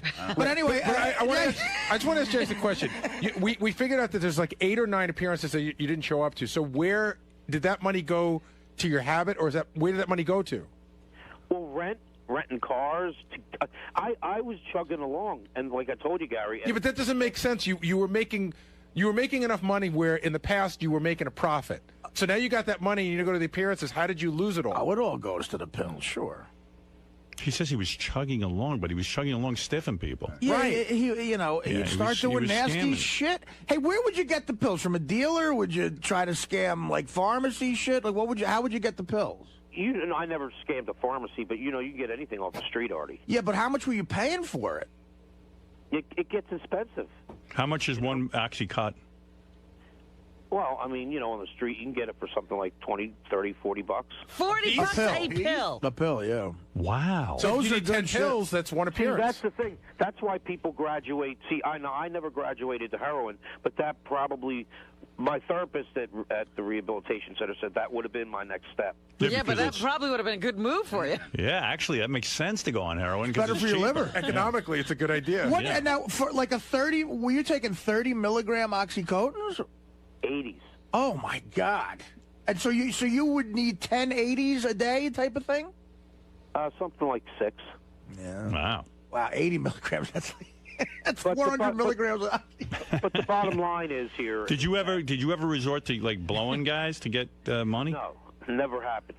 Good. All right. But the bottom you're the right line size is for here is that I just wanted to, I did clean myself up and sober up, and what I'm doing now is just trying to get myself back on my feet. All right, good. And I want everybody to know that I had appearances with. I'll do the appearances. I'll do whatever I got to do to make it up. You will honor your appearances. It was never my intention to not show up. You're a good man, Jenks. I'm pulling for you. I'm just doing my best to get everything back on my feet again. Yeah, it's All bad. right. All right. Prescription pills are bad shit. It's just I go to meetings all the time and stuff like that. And well, I had no idea you were struggling with this, but I am very, very. Nobody did. I'm very, very happy to hear from you because I was worried about you, and I'm glad that you're straightening out your life. All right. Thanks. All right, Jenks, I may have Keep to. it on the straight and narrow. Yeah, Jenks, I may have to call a station and say that you're dead and see if they'll report it, like you did with me, because now it looks like you have the same problem, don't you? They have the death pull on me. Jenks is a good I guy. can relate what you were going through by listening to. You know what I'm saying? Well, thank you for relating to it back then by calling a news station and saying I'm dead. I never did that. It sounds to me like Jenks has hit rock bottom. This is what they call it, Howard. Yes, when you've lost everything, that's a bottom. No. Blowing a guy, that's going to be rock bottom. And he says he hasn't done that. With Jenks, now he's going to be on the comeback trail. I hope when he hits the heights again, when he's on top like he used to be. When Doesn't he was working, need to celebrate. When he was working at the gas station and making these bar appearances, I hope when he hits the heights again, he doesn't let this get to his head. Because remember, there was never a gas station. Oh, really? What did you do? See, well, the thing is any place that I worked didn't want me to come out and say that who I was. Right. Oh. So they say if you it would be a situation where if you ever say where you work on the show, then you're going to lose your job by the next day. Oh, so you didn't work it again. So I would say that just so that I wouldn't lose my job. So but what was your profession? Well, I basically did any jobs that were around. Yeah, so... Yeah, but okay. you're indicating that you were employed steadily by someone because they got mad at you. Who was that person? I mean, No. I just want what to know type what of he what did. type of were you a school principal? What was your real occupation? Actually, at one time I worked for I don't even know if I should say this. I worked for U.S. Healthcare. Oh. And I was basically told if you ever say I was called into the office of like the president of the company, and I didn't know why. And he said, if you ever say where you work, then that's it. I'll tell you how brilliant this guy is. You see, here's a guy. He won't tell us what he does. He's still not This is what done. he worked for the CIA, obviously. One of the things that is that's the what I'm reason thinking. I got to tell you how brilliant this guy is. Here's a guy that used to, he'd get through to every major news organization and make these phony phone calls. He would get. He was the night Bob Hope died. Who was on CNN as his longtime writer? Oh, I love that call. Captain Jenks. That's one of his best. And it shows you he's a genius. I've said for years, once in a while you meet like flim-flam guys who scheme. They can never have a straight job. If And they they're did, brilliant. They're brilliant. Criminal mind. Now, I'm not saying that Jenks is a criminal. But he's one of these guys. He's so brilliant with these phony phone calls and things. And The way he would set it up, sometimes he'd have multiple phone calls, Right. all kinds of things. And I got to figure there's a place for this guy if he could just straighten his life out because he's a bright guy. There is a place. It's called the Sober House. Well, all right. But you know what I mean. After I the really sober would house. love to know what he did, like what kind of skills he has, but he won't. What kind of what? No skills. Skills. He doesn't have any skills. You tell his skills are phony phone calls. He's a con man. Hey, Jenks, did you go through withdrawals on your own? You just got through it on your own? Yeah, well, when you go through rehab, what they do is they kind of wean you off over the day. Oh, so you had medication. Process. Yeah, he had medication. And I've even considered methadone clinics and stuff like that. But then you also have to figure if you do that, then you're just substituting one drug for another. No, you get addicted to methadone. Right. So I'm trying to do it just with nothing at all, and just go to the meetings, and the meetings help. I'll tell you what, Jenks, to get you back on your feet, I'm going to give you $500 cash courtesy of Sex Drive on DVD. It's ruder, cruder, and nuder Then what? than anything. Oh. Own the unrated cream-filled edition of Sex Drive on DVD and Blu-ray tomorrow. As a matter of fact, I've seen Sex Drive. It's a funny movie. Yeah? Yeah, I watched it, and the And the unrated version is real good because just in the middle of the movie, they just have naked chicks walking around. Like you'll be in the middle of a scene. It doesn't have anything to do with the scene? Nothing. And just all of a sudden, there's a naked girl waving. Just they cut it in. I love that. Oh, my goodness. It's like if they put Spider-Man in every movie just so you could say hi to you. Anyway, okay, Captain Jenks, here's $500 for you. I appreciate that. All right, you're welcome. And if I had an address for you to send it to, that'd be great. Well, we'll figure out a way to get it to you. Yeah, I know. I could, have it sent to my family or something. All right, hold on. He would appreciate a wire. So, Gary, are you surprised by Captain Jenks' revelation today that he's been on drugs? No, I knew there was something wrong. When I spoke to him like 3 or 4 weeks ago, maybe like a month ago, I told Howard he's all agitated and was just acting weird, and I thought there was something wrong with him then. I didn't know it was drugs, but I had a suspicion that it might be. Now, are there going to be any repercussions? Because, he's using the Howard Stern show's name by getting these gigs. Well, is Howard going to cut him off or anything? I don't, but we don't have him on in the sense that, like, he doesn't even get to come on the show and plug. True. He hasn't plugged anything on the show in over 2 years, so, he sort of does his own thing. I'm not happy about the fact because I think that people who work hard and have a business shouldn't lose money to a guy who's doing it in the name of the show, but I really have no real control over him, so he'll have to regain everybody's trust and see if he can go back to doing it again. But, we'll probably have him back on the show, have him in, and he can explain exactly what was going on, and then Howard could decide what to do from there. Listen, we're reporting the story, but the Stern Show was initially contacted by bar owners. We then got contacted by a lot of bar owners. And the story is really in response to all these people who claim that they were hoodwinked and that Captain Jenks took the money and did not show up for these appearances. Now, as you remember, a month and a half ago, Captain Jenks was on the air on the Stern Show saying, Langford's lying. This isn't true. How dare he? Well, again, if we go in that studio with a news story, it's solid. You can bank on it. You have your facts. Yes, we don't go in there unless we have our facts. Lisa G, speaking of her, here she is with some headlines, and then I have to get to about a million things. Howard 100 News spoke to Sam Simon over the break, who was with Artie Lang in Las Vegas on a taping of Sam's new TV show for the Playboy channel called Sam's Game. I fit a lot of Vegas into 40 hours. Oh, did you? Yeah, I didn't fall off the wagon. No, but no drinking. I shacked up with a broad and I gambled quite a bit. Did you drink? Now, is this a paid girl? No. This is actually a girl. Well, it's a girl who used to be paid. She doesn't charge you anymore? She sees a future with you? I might be falling in love with a hooker. Is that true? I really do enjoy this girl's company. But wow. You know what? I'm going to tell you something. She's a real person. I'm going to tell you something. A lot of people think whores aren't real people. Can I tell you something? I know a couple of very famous people. I've heard about this. Yeah. And I've met them. Who have gorgeous wives. Right. Who supposedly they were call girls. And and girls that you would high priced. I know a couple of names of celebrities that would blow your mind. Yeah, chicks. You too, right? Really? No, girls who were call girls. I don't know if they're married. You're right. They're celebrities in their own right now. Right. And and what I'm telling you is, I know of guys who are famous who have hot wives. Right. They married their call girl, their escort. Right. What they do is they sort of clean up their background. They don't, they don't ever mention it. They get the police records. Well, I fucked that over already. Yeah, you fucked that up. But the fact of the matter is, it's not the most unheard of thing. I don't think it's happening. She has kids, and she lives in all the way across the country. But I do it. Listen, but you want a family. I care for this. You girl. tell me you don't have to pay her at all. Did you give her gifts? No, do you ever say to her? I don't have to do anything. No. But do you end up giving her something anyway? Not this time. Right. That was down money. But if I win money, I'll give her something. Like a dealer. Right. A tip. Like a blackjack good luck dealer. tip. No, I never cash anymore. That's a little gauche.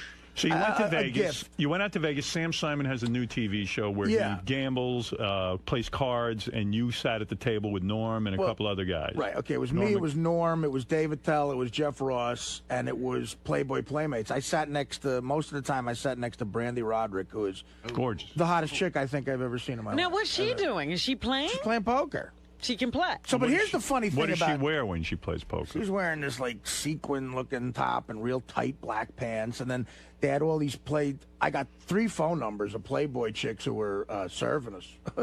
You mean like bunnies? And you were able to get their phone number? Oh yeah, texted them and everything. I got a gig. He's a big star on the show. I got a gig at the Hard Rock Cafe in Vegas, June 27th, and 3 of them are coming. It's a slam dunk. Do you think really? Do you think It's they're a slam interested in dunk. sex? What do you mean? I know. Well, a couple of them, it's a slam dunk. Are these girls who appeared in Playboy magazine in the pages? They're bunnies. They served us food. I don't know. So they're yeah, a bunnies. couple of them did. But they were in the magazine. Yeah, That's yeah, high level right. printing. Yes. I mean, you're talking. This one might be the hottest chick I've ever seen in my life. This girl from Michigan.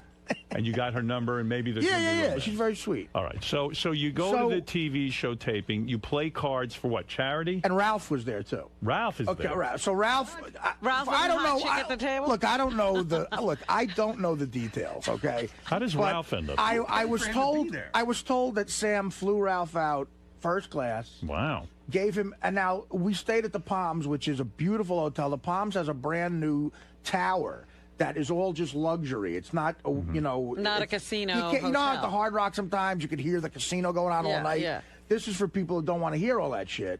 So they put Norm and Attell and myself and Ralph up in these huge suites. I had a view of the whole city. It was gorgeous. Right. And Ralph had a nice suite as well. Ralph told me he had the same suite I had. Wow. And he got flown out there first class, and he was there all week. And he was playing in the game like it was celebrity. It was all comedians. And Ralph. Playboy, centerfolds, and Ralph was there. I mean, Now, does Ralph sit at the table, and is he part of the taping of the TV show? So he is a celebrity. Yeah. Yeah, all right. And he's Now, billed as Ralph from the Howard Stern show? He's billed as Ralph Sorrell. That's what I saw on my thing. All right, okay. So here's the funny thing about Sam. Now, we're playing on the Playboy channel. Okay. Okay, so it's a TV show. And all of us, like I said, exactly what you just said. It's for charity, right? Or whatever, or just for fun and stuff. Dave Attell thought that too. Sure. So at the end of one round of play, I wasn't here for this round. Attell lost $1,000 or whatever. Okay. So at the end, some guy comes up to Attell and says, "So you owe Sam $1,000." What? Wait a minute.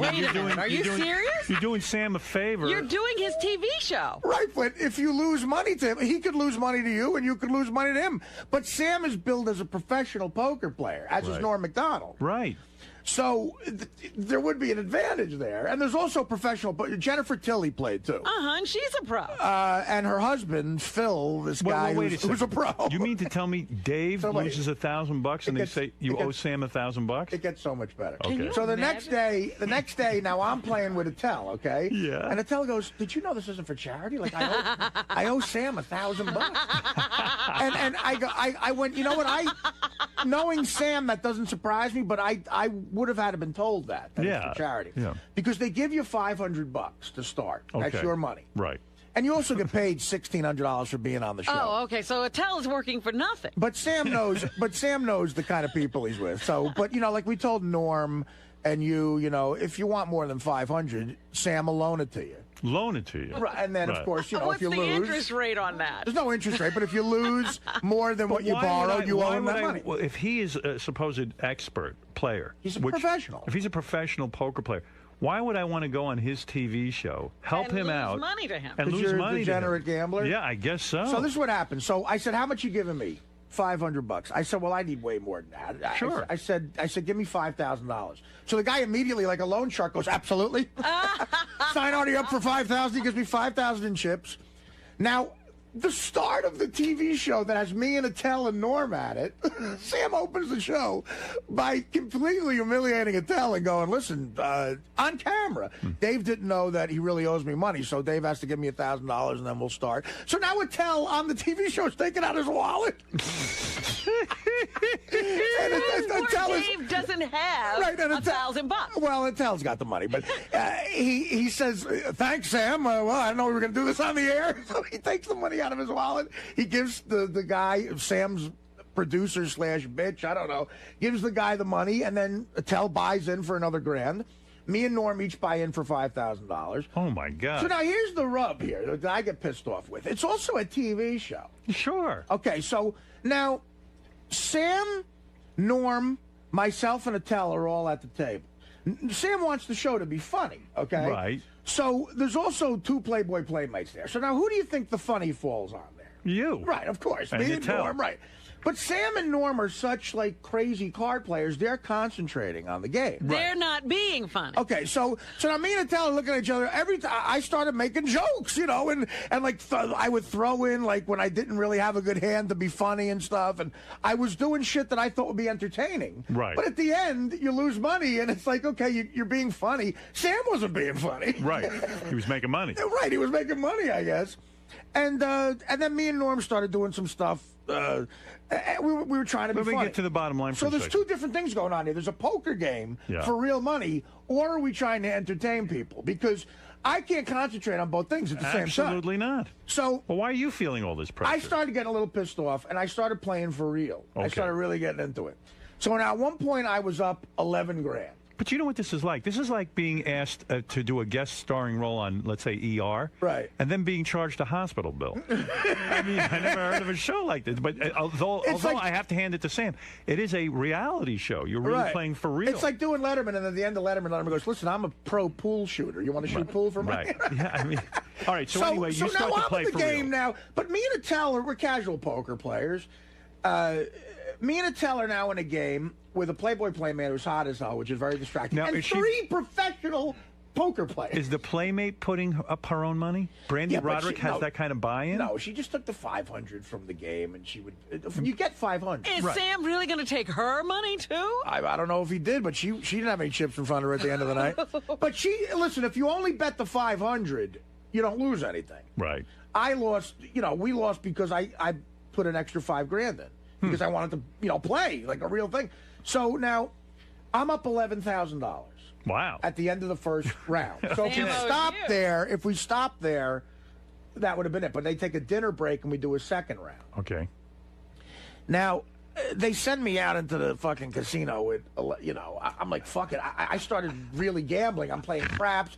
And then, so I go up to my room and I call this broad.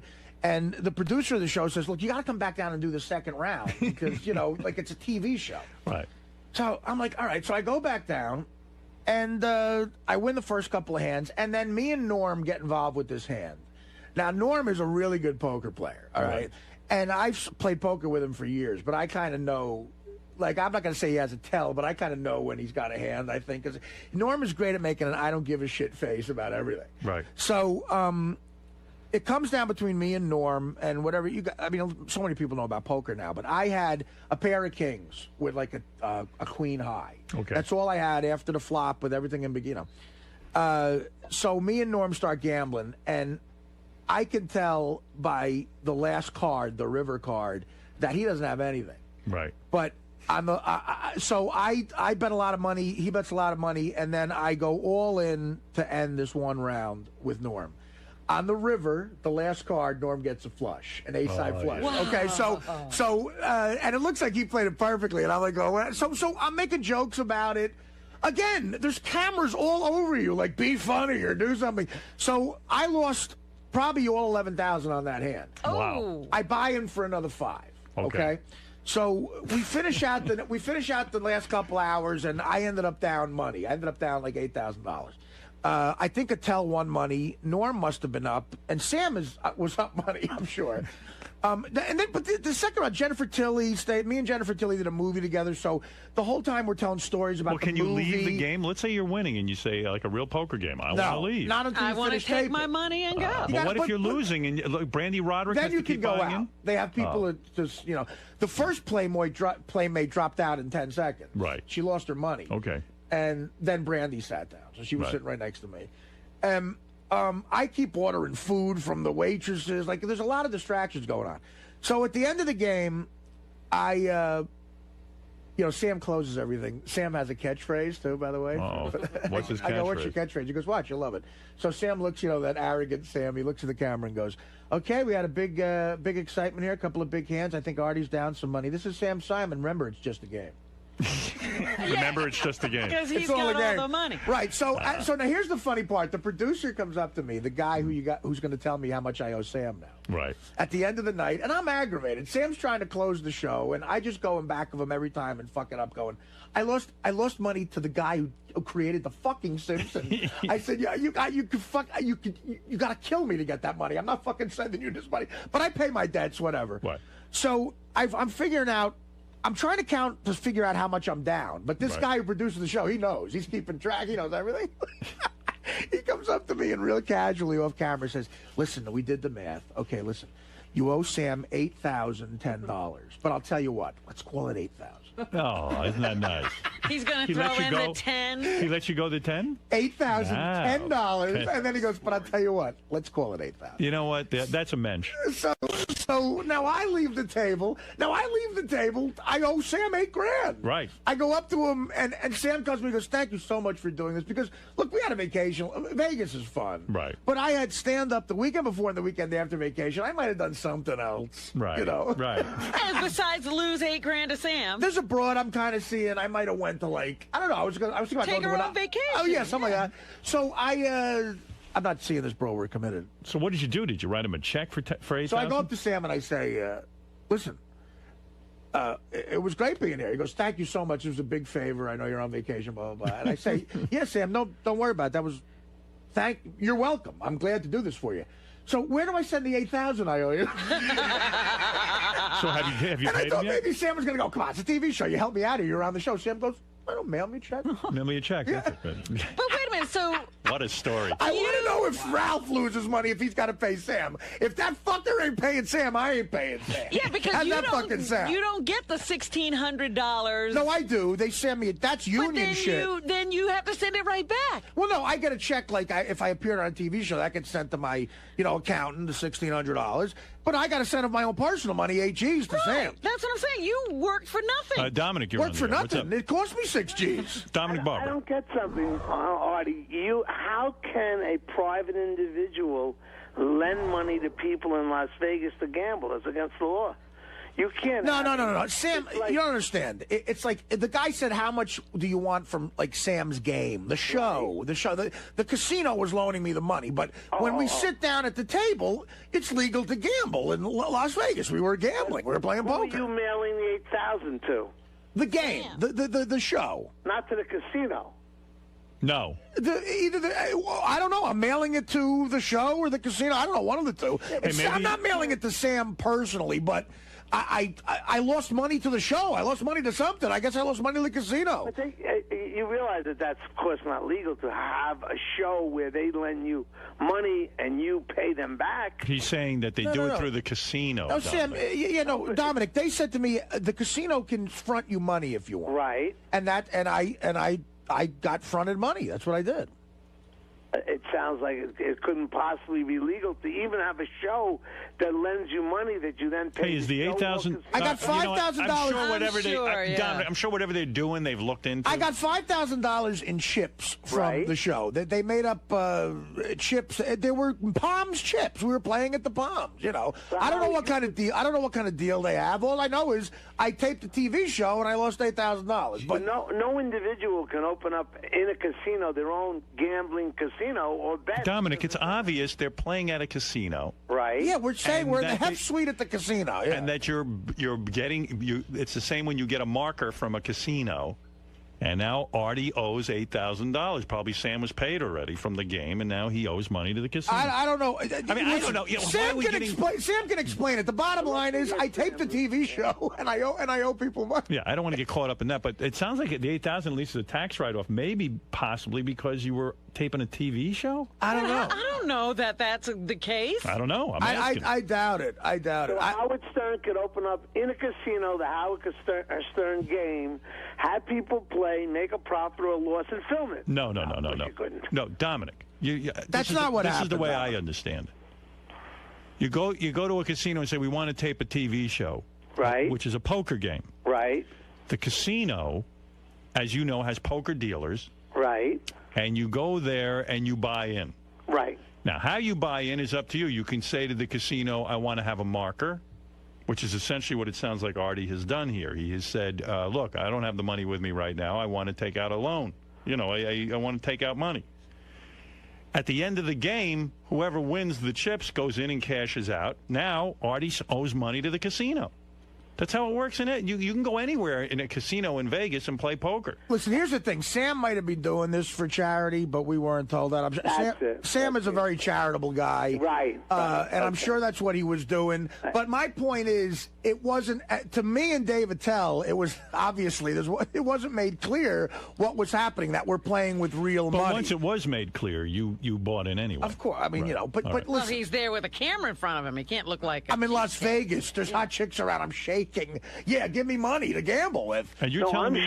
I'm sure knowing Sam as wonderful as he is and charitable is, that he didn't do anything intentionally, but I don't believe that a casino can have another organization front like that. Right. You're not listening to what Howard was saying. Dominic, you're not following. But it's okay. Listen, I got to go. I'm telling a story. I doubt, you know, and obviously it's a funny story. I lost money. I doubt Sam did anything wrong. No, I know he did. But maybe it all went to charity in the end anyway, but it is hilarious. He wasn't in on the deal. He doesn't know how it's structured. No. But so afterwards... That wasn't the point of the story, to find out whether it's legal or not. Yeah. We're assuming the legalities have been checked into. Thank you, Dominic. Believe me, there was nothing but law enforcement officials. Let me understand something. So you're telling me you didn't drink, you didn't do any drugs? Not even close. Wow. You just lost money. And so anyway, so at the end, I was going to fly home. We finished playing the last game at about 3 a.m., and I was going to fly. And then afterwards, me and Jeff Ross and a couple other people, and Ralph, Jeff Ross and Ralph went up to the Playboy suite to watch them shoot the beginning of the show. Right. The beginning of the show is this insane Playboy suite in the Palms. It has a pool. I'm going to explain this. Like, they have 4 suites where the pool juts out like into the sky. Like, if you look, it's an enormous balcony if you look up, so it looks like a peninsula or something. Right. And the balcony is a pool. So it looks like, and the pool is all glass, so it looks like you're swimming in the sky. In other words, like you're almost flying through the water, and it was loaded with Playboy Playmates. Like, how does Playboy afford all of this? I mean, they're on hard times. Playboy. Well, again, I think that that's a licensing the name kind of thing. The Palms. They have the Hef Suite, right? And there's 4 suites like this, and the pool in the Hef Suite has the Playboy bunny and everything. But the more important thing was, so at 3 o'clock in the morning, we go up there, and Sam has worked it out where him and Ralph is in the beginning of the show. There's a bit they do in the beginning. It's Sam and Ralph. Like, they're connected now publicly. How did Ralph get to be his sidekick? I don't know. But all right, well, at least Ralph's got a job. Yeah, that's probably how Sam got him money to get flown out there. Like, look, you'll be in the show. It's a write-off. Okay.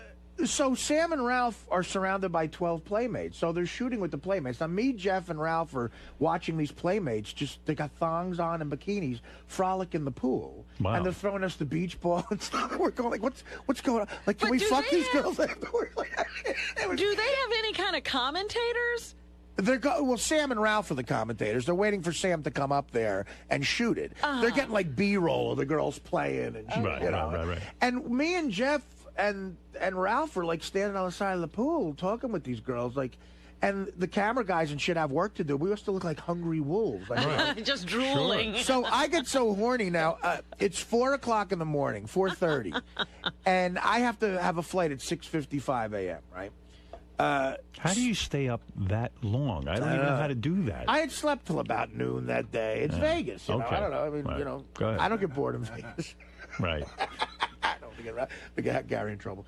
So so now I'm kind of horny from these broads, and one of them was kind of, I was talking to her, and they're like, well, we have to stay here and shoot this all day. So I call this chick that I know, and the hooker. The used to be hooker.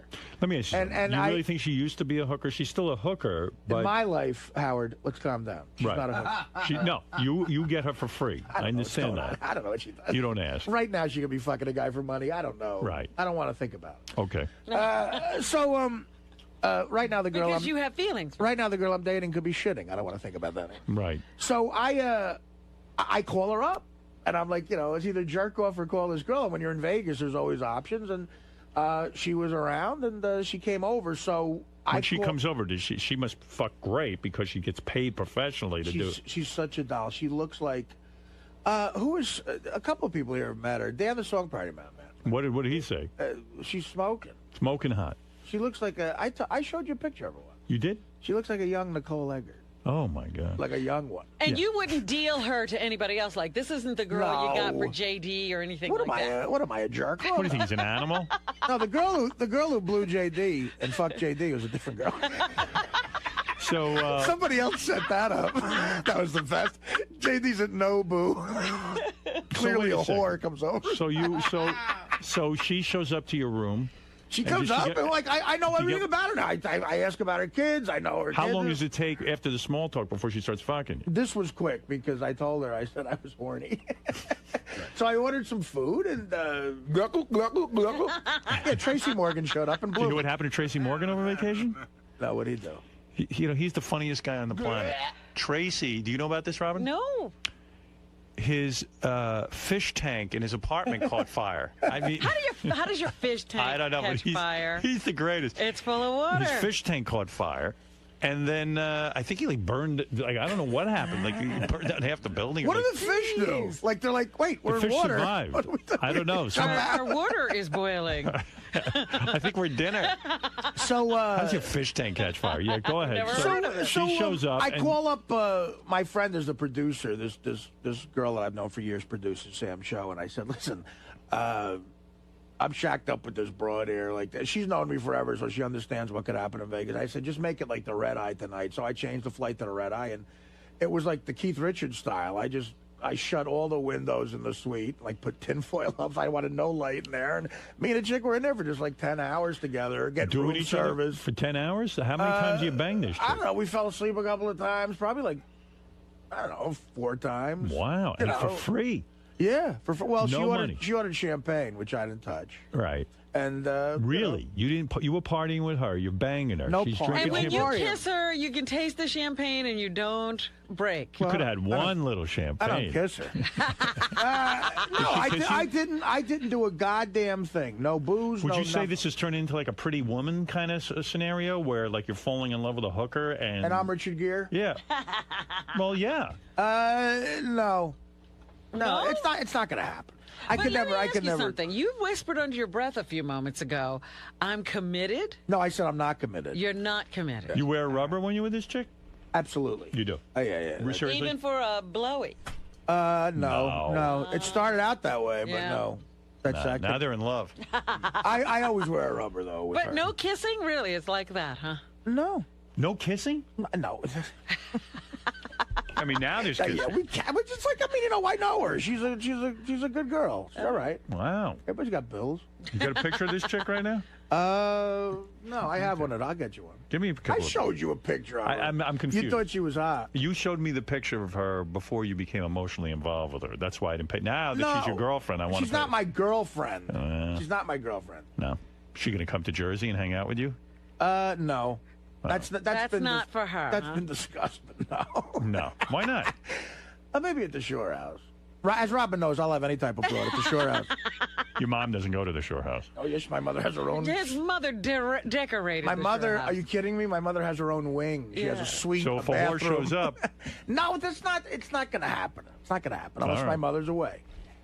Unless my mother goes on the Sounds to me like you're falling in love with this girl, but you're worried about what society's going to think. No, would I worry about society? Look at me. In a weird way, yeah. No. There are areas where you worry. There's a lot of complications with her. The kids. That's one. Also, where she's from and geography and everything She else. could move. What's to stop her Move from right into that moving? Shore House. Calm down, Robin. If my mother goes on the summer-long cruise I'm trying to get her to go on. The way I'm thinking about it is, you got a whore for free, and you had to pay Sam Simon $8,000. So you're kind of sort of equal. made out of you. Yeah, you did okay. Now, in regular gambling, Go ahead. I won $12,000. All right, so you really won $4,000 is what you're saying. With the 1,600, so if you count the 1,600, the game, the 2, and the 500, if you want to get really cool with the math, And the 10, even count the $10. little over 6 G's. 6 G's you won. Up. Okay, Yeah. so Thank there goodness you go. for your regular gambling. Yeah, and again, Sam, of course, will get on here and give his story, but Dave Attell knows that in the beginning he didn't know, and I didn't know for sure. Yeah, but that's kind of a screwy thing. I think from my calculations, Attell ended up some money, and I bet Norm and Sam are up a shitload of money. They just want to take money from their friends. Did you get worked by Sam Simon? Did I get what? Worked by Sam Simon. My lawyer said I can't discuss this right now. Why No, not? I don't know. I think Sam. I think what we're looking at here is Sam stole money from me to give to charity. It's like Peter Pan or Robin.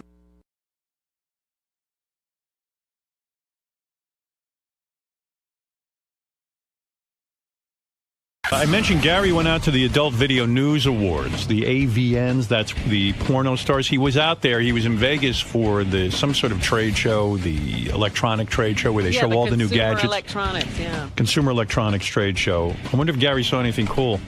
You see anything cool at the electronics trade show?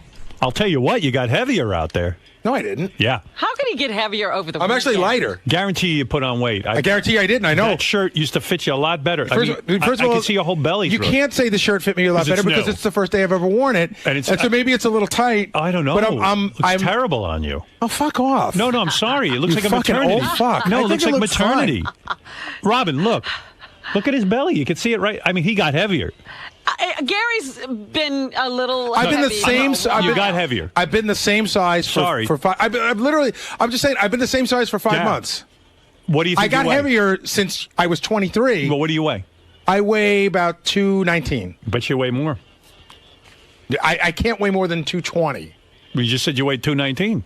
A pound. You think I look a pound heavier in the shirt? I don't know, but whatever you think your weight is, it's got to be up there. It's got to be over whatever it is. I'm telling you that what I look weigh. like you gained Can I weight. get a word in? Yeah. All you do is get a word. What I weighed for the last month, every morning when I get up, is I actually weighed that much this morning. So I'm just saying that maybe I look fat, but I didn't put weight on in Vegas. Maybe that shirt's too small. Maybe it is. Yeah.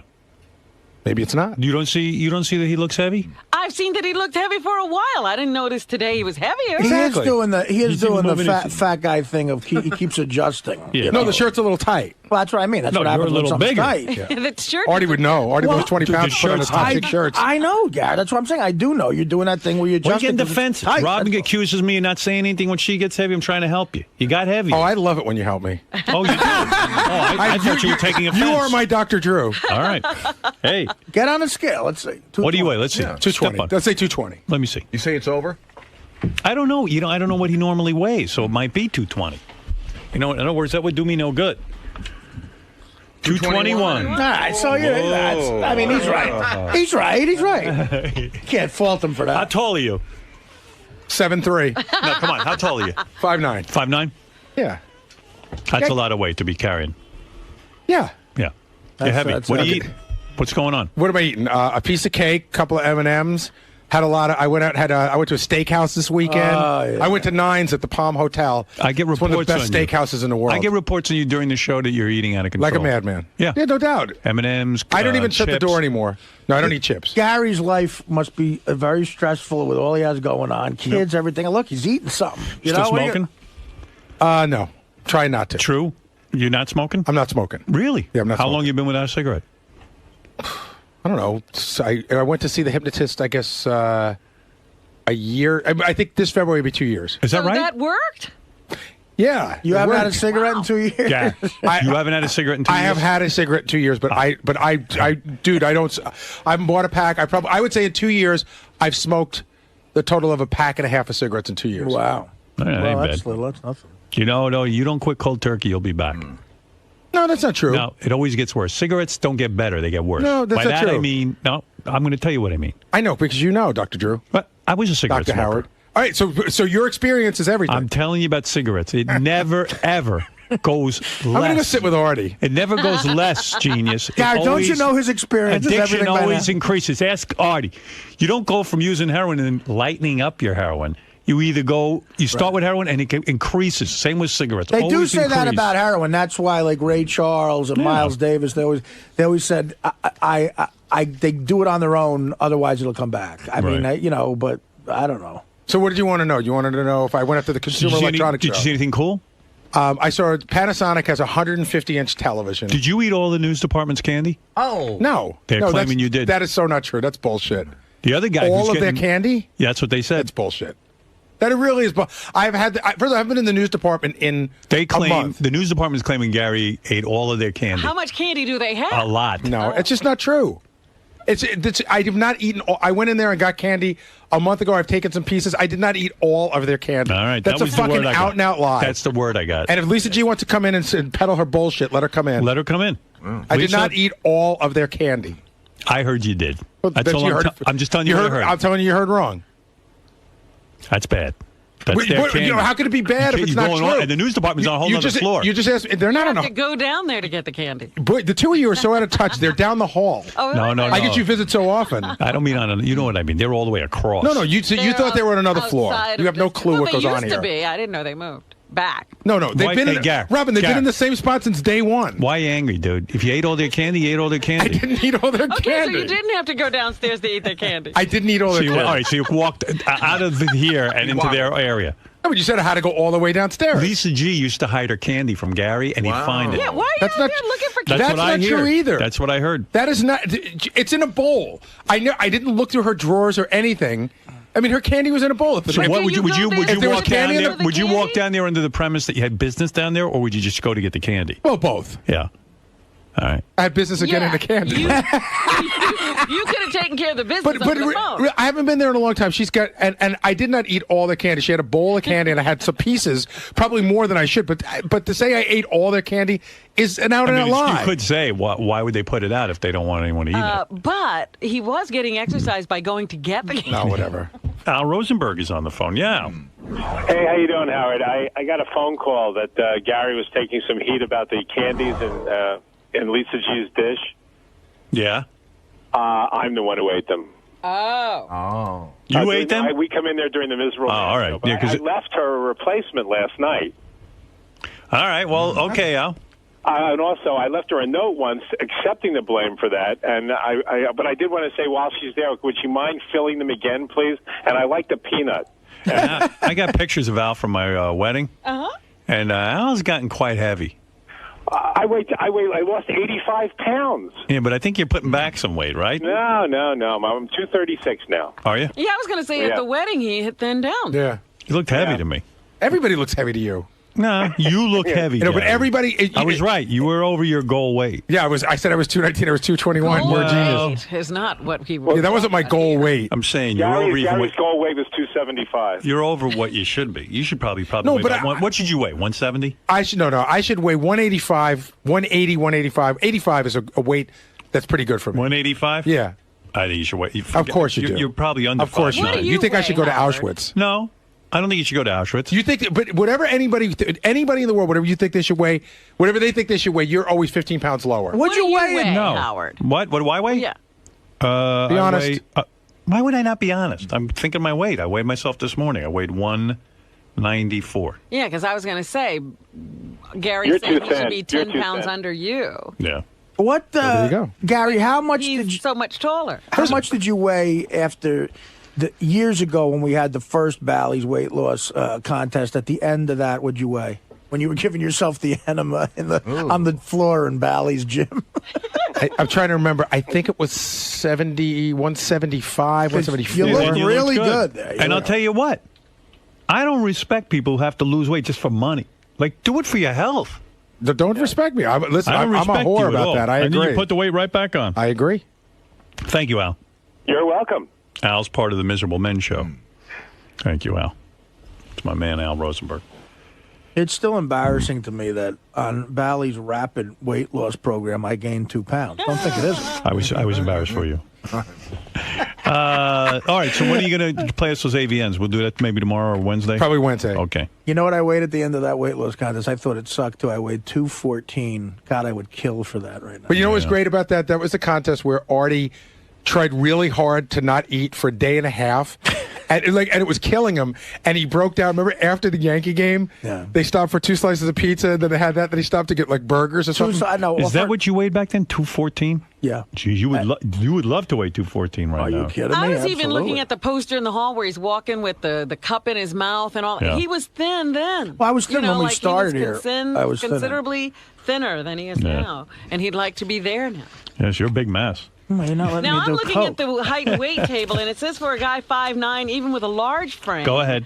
The ideal weight is 155 to 176. Right, now look up your height and weight, Robin. I'm just looking. No, I'm just saying. 155 to what? 176. So true. Fuck that. There's no way Gary should be Robin, weighing look up yours and 185. see if you're in there. Because you look great. No, I'm just saying that those charts are fucked. Those charts are from the 50s when people were smaller. I'm telling you. Come on, 150 Gary. A guy 5'9", 155 will look like No, a fucking Artie, I ain't saying string I ain't bean. saying 155, but I'll tell you what, with him, 175 is the right weight. Well, that's what he was at the That's a great weight, but it's a hard weight to maintain. No. I always felt good at You know 185. what you do? Because you take the bottle and the blanket out of your crib, and you say to yourself, I'm a man, I'm going to have 3 meals a day. You see what I just had? I just had a big sandwich. Yeah, I got it. Looked great. Giant sandwich with tuna salad and the whole thing. Tuna fish sandwich. You know it looked good. It was a giant tuna fish sandwich. Yeah, I don't eat You don't tuna eat fish, all right, but that's whatever okay. you eat. I know some of the stuff from Eat an Pump egg looks salad, great. whatever you like. I don't know. My sandwich from Pump is great, and Howard has it every once in a while. Turkey burger with mozzarella. That's the one I Have actually fun. recommended. You it know when what I had last night for dinner? I'm going to tell you what I had last night for dinner. What's that? Big fucking lasagna. But that's it. After the lasagna was over, that's it. But he also jogs a lot. You know what? Oh, yeah, I didn't jog at all yesterday. Yeah, but you without that diet without the jogging out, you'd gain weight. You would Okay, gain Artie, weight. I haven't run more than a mile in how 3 long? weeks. Still, running And a I mile have- and is I've more lost than- weight. Running a mile is a mile more than any of us run. All right. That's what I mean. Are you happy with your Without- are you happy with your weight right now, or do you think you need to lose a couple of pounds? I could probably lose 3 pounds. Wow. See, that's But I keep almost it within 3 to 5 Right. pounds. So you're saying you should be a what? About 190? I should be 190 ideally. Yeah. Ideally. 6'5"? I'm 6'5". 190. That's a great weight. That's Yeah, that's what I got to be. 'cause What I does the got a chart say narrow about that, frame. Wait a Robin? minute. Let me go back to the chart. Howard's got to be under the chart for sure. Good. Keep me under there. I know when I'm heavy. I bet You know the what it chart is? says something you'd go, that's ridiculous. I bet don't that's what the chart have, says. like, if I stopped running and probably worked out with weights more and did intense working out, I'd probably pack some muscle on and look a Yeah. little better. And weigh a little more. Yeah, and But weigh a why little would more. you do that at 55 years old? You look not good. gonna You do look that. great. That's you look it. This is my fine. look. You're healthy. This is your look. This The is it. chart stops before Howard's height. You look good in public Yeah, they school never- shirts. I never was on the. All right, what I does was never on- 6'4" say? 6'4", it says, for a large frame, 181 to 207. No, but what about a thin frame? A thin frame, 162 to 175. There you go. You're probably if the, You're if the not chart close went in that the high, you'd be middle. under it. I think you're in the middle, like a middle frame. No. He's not. He's a smaller frame. You think with Yeah. his wide shoulders and everything? And he's 20 pounds heavier than the highest weight there. That's like, but that's for 171 6'4". to 197. Oh, 6'4". To 197, Art. And So I'm what? A small 190 frame? No, large. 171 to 187 is a middle frame. A large frame is 187. 181 to 207. So you'd say you're a middle frame?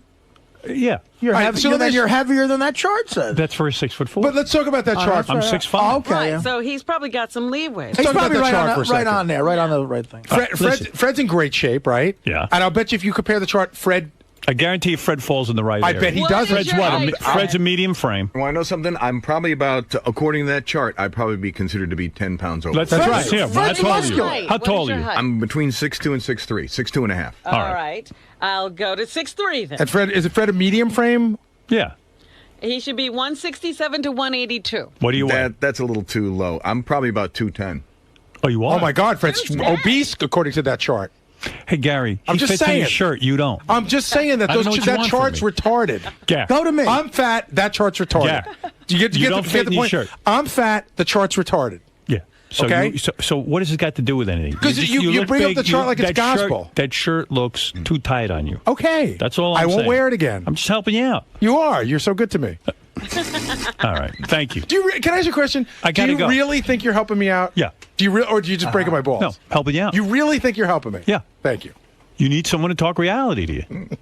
You do. Good. You want to? You know what? No, you no, look no, great. please. You look great. That shirt looks great. Wear it every day. I didn't say that I'm either. sorry. Just don't say anything. You look really good. You look nice. You would and rather thin. he not say Hey, anything. my shirt doesn't have a hole in it. You walk in, you got the chins going. I mean, come on, stop it. You don't look good. You're a young man. You got more got chins. I'm not a young kids. man. I'm almost as old as you You now. got young kids. Come on, You you catch got up to him. You're a little Bob bloated. That's all. Oh. All right, thanks, Gary. Yeah, there he is, fresh from his trip to Vegas. Gary Delabate. Gary. Yes. Do you think your shirt looks good on you? I don't know. I haven't looked in the mirror. I put it on today. It does feel a little tight. I didn't think it looked like I don't think I look like Richie Balinson, okay? You know what I'm talking about? Yeah. Like, yeah. I don't have the Tim Sabian thing where the buttons are screaming. So maybe it looks a little, I mean, again, that's him talking. But Artie's right. I do have the thing, it's tight on me, so I feel uncomfortable in it. I've noticed, like, the picking, like what Howard says. But I do that no matter what. I do that with a regular shirt. But I do that all the time. Do you think Howard's being a little outrageous, saying, like, you're so overweight and... Well, I am overweight, but he would, he would have it be like he doesn't know what obese is. He should go travel the Midwest. But that doesn't mean I'm not fat. Yeah. I'm fat.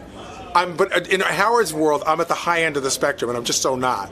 What do you need to lose, you think? Like 20? I need to lose 20, 30, 35 pounds. And he would say you probably need to lose... He thinks I need to lose 45. You definitely know.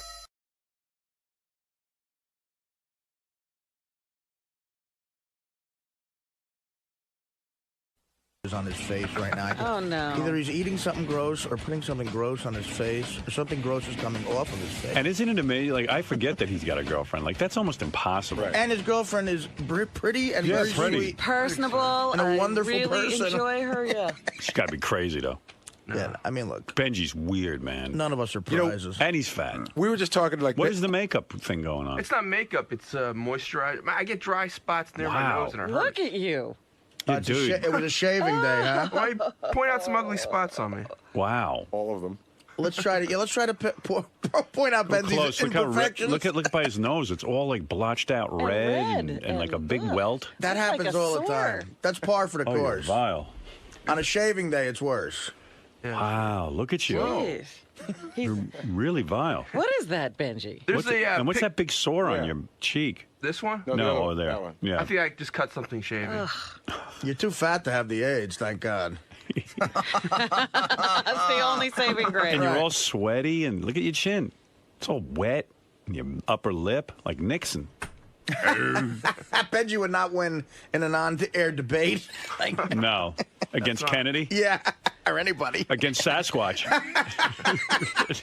The debate last night between Benji and Sasquatch came off as much more charming. They just named, people's most sexy list, and, I'm once again pained to say that his name did not even come up in the discussion. Benji, wow. Why are you sweating so much, dude? I ran a little bit. Yeah, but man. That's not that much. I can run 5 miles and not sweat that much. He sprints in here every day. But why do you wait to put on your cosmetics in the studio? Cosmetic. You can't do it while you're running. My nose hurt. Benji in the morning is in his own little reality show, and there's times where I'm in the cast and I don't realize it. That face is painful. You really think so? Yeah, I mean, with the sores. The sores look painful. I'm sorry for you. You're not an ugly guy, so you have sores on your face. And I look nice. Yeah, but we're talking about the blotches on your face. You're not a bad-looking guy. Look at the big red. Oh, man. It's like sweaty and red. Hey, look who's here. Richard Simmons. Oh, what a day. I was hoping he'd come in here. I never thought I'd see you again. Can I go say hello first? Yeah, Hello. stop blocking him. What's up, dude? How are you? Good to see you. Don't block Richard. Nice to see you. That's good. I can't believe this. We thought we'd never see Richard Simmons again. Benji loves you. I'm glad you came in. Were you ever here when Richard used to come in on me? No, I was never here. I am not available. I will come on, talk give her to a hug. I will come. Thank God Richard's here. He never met Artie. Wait till he sees the size of Artie. 300 pounds. I need him. 293. I need a meal cart. Come give me a hug. Don't be a stranger. How are you? All right, this is getting a little weird. I was going to say. He's very emotional. Turn down the lights. So I'm glad you came in, Richard. It's been too long. Really? It has been too long. It really has. Are those the same shorts? Look at that. Let me hug Robin. Go ahead and hug Robin. Richard Simmons, this is an emotional reunion. As you know, we have. When's the last time we saw? And this is Artie. It's an 80s Artie. Hi, Richard. Yeah. I used to watch Artie on Mad Magazine. Oh, well, thank you. Hi, very nice to meet you. I'm really happy you came in. Thank you very much. Sit down for a second. Can I sit? Let me just look at you. How you been? I'm doing well. As you can see, I look terrific. How are you? I haven't Good? aged a bit, have I? No, not at all. I do not age. Hey, Howard. How are you? Do you think before I talk to you that I could have one more hug? I don't want to hug No, you. it's been over 10 years. Give him another It's been one. over 10 years. And, All right. And I'm just wanting, just like one more hug. It doesn't have to be long or pressing. It All doesn't right, have to don't be grab like. my balls. It Come doesn't here. have to be endless love. It doesn't have to be sexy I'm going to back. squeeze your ass. How's that when I hug you? Well, can't I just have like a hug between friends? Yes. Howard's doing the patting thing. Wow. Nice ass. I grabbed that ass. He smells good. I smell like him now. I do too. With all the perfume. What is that shirt? He's got a bedazzler. Richard. This is great. It reminds me of the old show. This is great. Yes, you've never experienced Richard Simmons. I have you? have not. I no. don't even. Let me get your mic on. I didn't even know where to begin with this interview. I am shocked. Hello. Let's start there. We haven't said that in a long time. Hello, stranger. Hi, Howard. When is the last time I saw you? Over a decade ago. You were the one who came up with the name for my daughter, Ashley. And have you never met even her? met her. And she's 13 years old. I met your older daughter in the lobby. Yes. And what Deborah, a beautiful, yes. beautiful girl. Yes. And she was happy to see you and very sad that we were no longer friends. That No, you we've had never not been friends. Well, we've never you don't not been talk friends. to Let me us. say something. I have always considered you my oldest daughter. Ah. Forever and ever. I This is love how you. it started. Well, then how come I didn't get my Sweet 16 party, Howard? You were nowhere to be found. Hey, Howard.